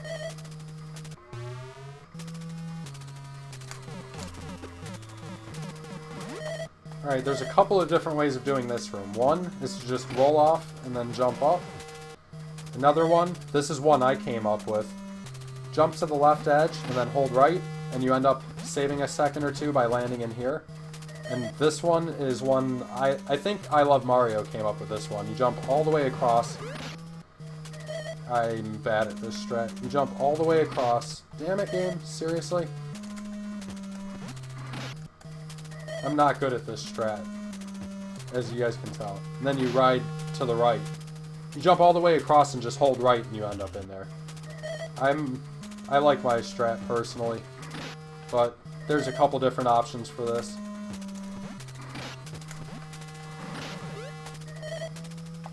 Alright, this room. You have two options. The easy way, but slower way, is to jump up here, ride the ceiling across the pit, and then drop down. The faster way is to jump, turn around, and leave the D-pad neutral, land, jump, and then hold right. I'll try to do it, like, explain it in real time as I'm doing the jump. Jump left, jump... Yeah, it's gonna be hard. Jump left, neutral, jump right. You can also use some hover to make this gap as well. And then there's also another jump you can do. It's hard to make, but it is possible to make this jump.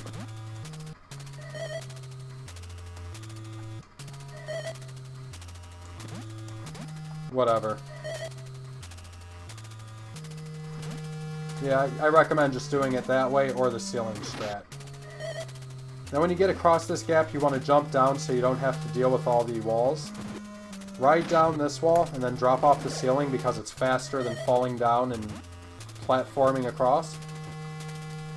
See how slow it is going up and down walls? That's why you want to try to jump down as much of this stuff as possible, or fall off of the ceiling for as much of it as possible, like that. Alright, this next jump is this next room actually is the whole reason you wanted hover. So if you have hover, it's real simple. You just enter the room, jump, hold A, and hover across the pit. If you didn't get any hover, you have to do some stuff.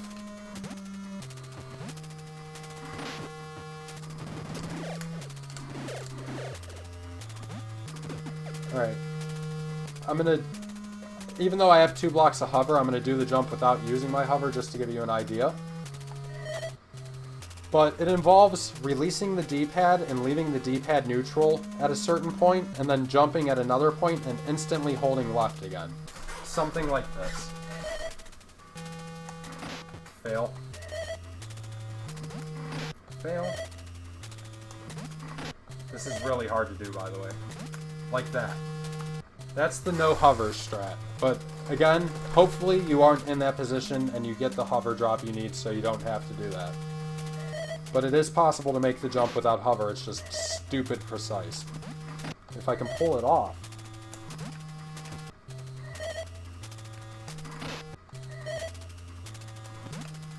I had it there.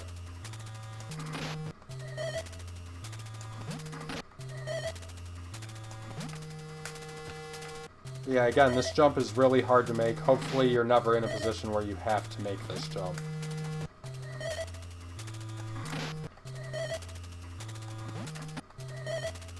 All I can say is you gotta jump way later than you think.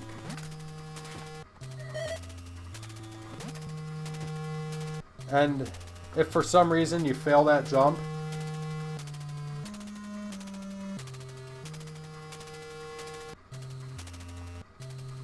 if you don't feel like doing that jump, you can jump into the spikes, instantly jump, and then hold left. Don't try climbing the wall out of the spikes. You will not make it.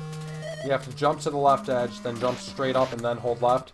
There is another way also where you can jump and creep to the edge. You can jump and kind of creep to the edge of the platform without wall 2 interfering, and then jump. That's another way. Oh, there's Mr. PUBG in chat. Yeah, he pretty much just said exactly what I just said as well. He probably said that before I did it, but yeah, I already knew that, pup. I was getting to it. I just was going through other ways first. But yeah, that's your main methods. Either jump and hover, YOLO jump, damage boost through the spikes, or do the creep jump. Those are your ways. And then after that, fall through these spikes. Try to not get hit on the way down. And that's all that room is. Now this is a run killer of a run killer of rooms. This room is awful. You're going to want to jump up here, ride the ceiling, and shoot some of these guys. As you're dropping off, shoot that guy. Hit A to drop off and then shoot that guy. Jump and shoot that guy. Turn back to the left here. I can't really explain this while I'm doing it, but yeah.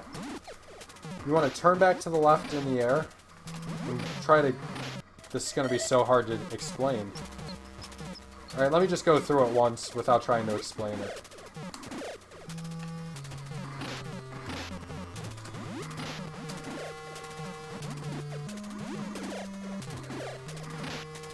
Yeah, that was bad.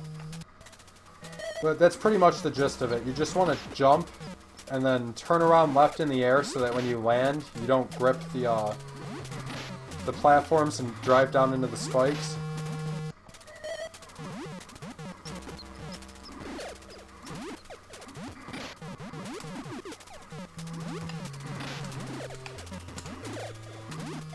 Like, if you notice, I'm turning around, landing, jumping, and then turning right. That's probably the safest and best way to do it. If you have hover, you can make it a little bit safer as well. That's actually a quicker strat to get through here, but I don't like doing this strat, because you always end up in the spikes. But yeah, just take the ceiling. It's easier. You can use hover to make it easier to get in these. You can also use hover to save time by, like, jumping across 2 sets of platforms at once. But yeah, this is the worst room in the game by far.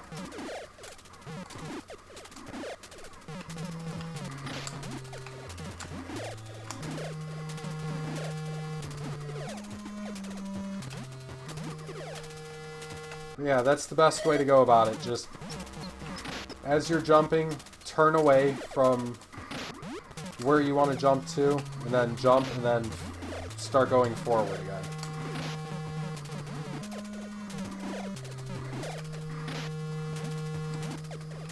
It's something you just got to get a feel for. It takes a lot of runs to get even decent at this room.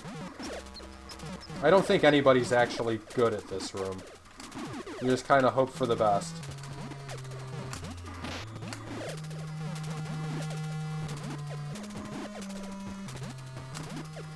But yeah, that's about how you want that room to go. This room, you just fall and try to kill as much shit on the way down as you can. The more stuff you kill, the less lag.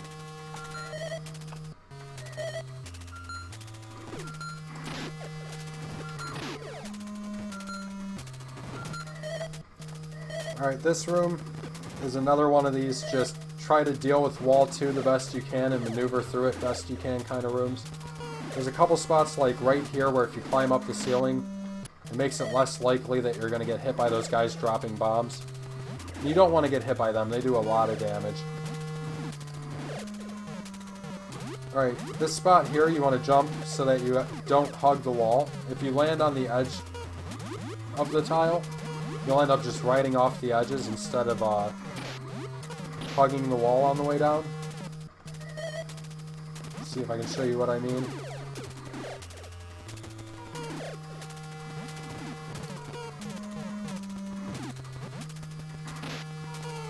Yeah, I can't pull it off.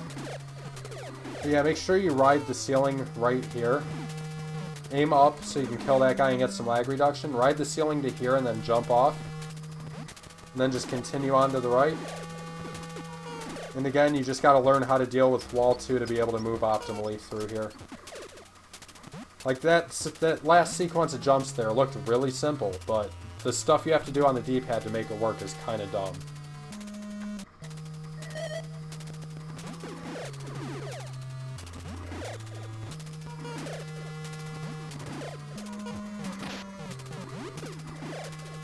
There we go. You can also mash when you land here and take out that extra enemy there, which helps a lot with lag also. That's not a guaranteed thing. Sometimes it works, sometimes it doesn't.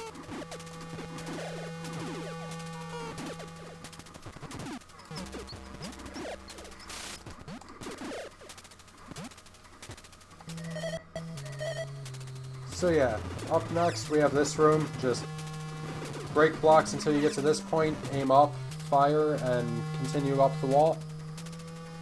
This final dungeon area, you just mash upwards, break some blocks, go to the right a little bit, and continue and repeat until you're all the way at the top. One more time, you just mash and continue up and right. And you enter the final boss room. Alright, I try to set my grenades up so that they're exploding. Alright, this tiny purple speck that I'm standing on right here, I try to line my grenades up so they're exploding. I'm way too low, I think. Yeah. This speck right here, this tiny purple speck, though.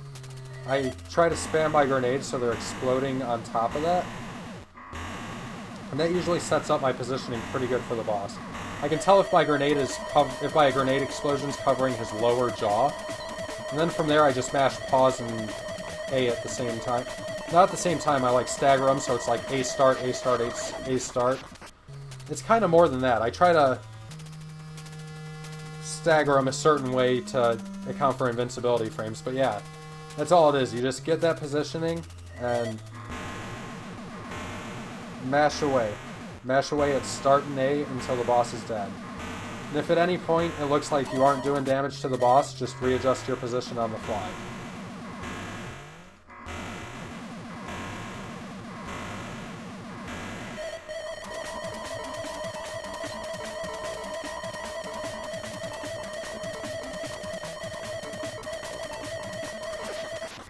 That was a quick boss kill. That was really good positioning. Alright, the final boss. 2 strats. Well, 3. If you're on the Japanese version, here's the super safe but super slow strat. You pause as the screen goes black, and then you can go into the previous room and do this. Totally free. Mash at your leisure. Take them out. This is Japanese version only, though.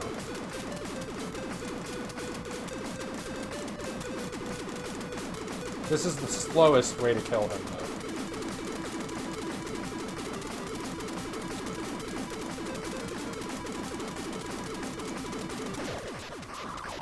One more time, that's just pause when the screen goes dim, walk out of the room.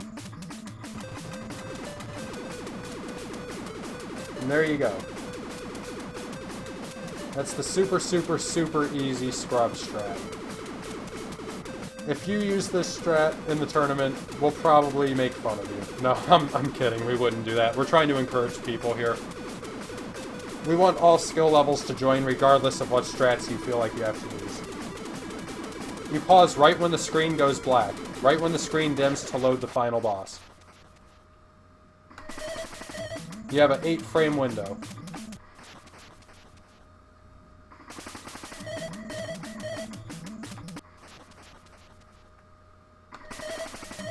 Yeah, as long as you pause in that 8-frame window, this happens. But anyways, now onto the real strats. A slightly faster and still safe strat is to... Come on. Stand about here and mash. The boss will never be able to hit you as long as you stand here.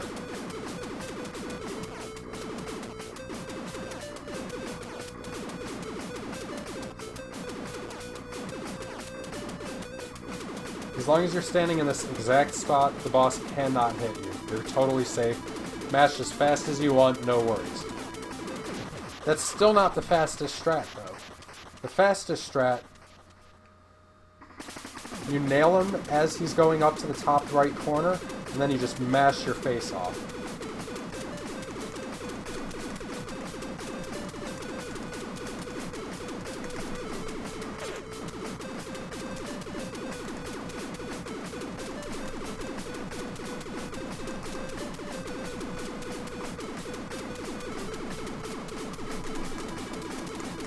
That's the fastest way of killing him.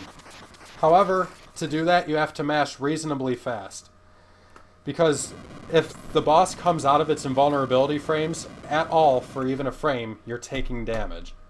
So the second its iframes wear off, there has to be another grenade on him. I forget who figured it out, but somebody did the math on it. It's supposed to be about 8 inputs a second to be able to mash that boss out. And if you ever get hit doing that strat, you're not mashing fast enough. That's all it is. If you get hit in the top right corner, mash faster. That's all there is to it.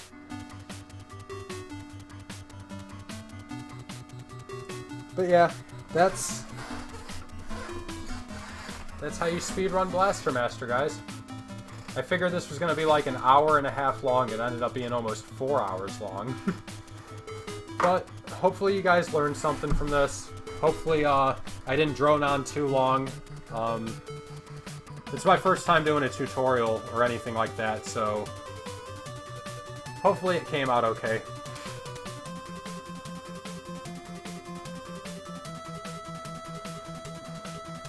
Remember that Shining Dragoon also has a really, really good tutorial for this game. Probably better than the one I just did. But between the two of ours tutorials, there should be everything you need to know about this game.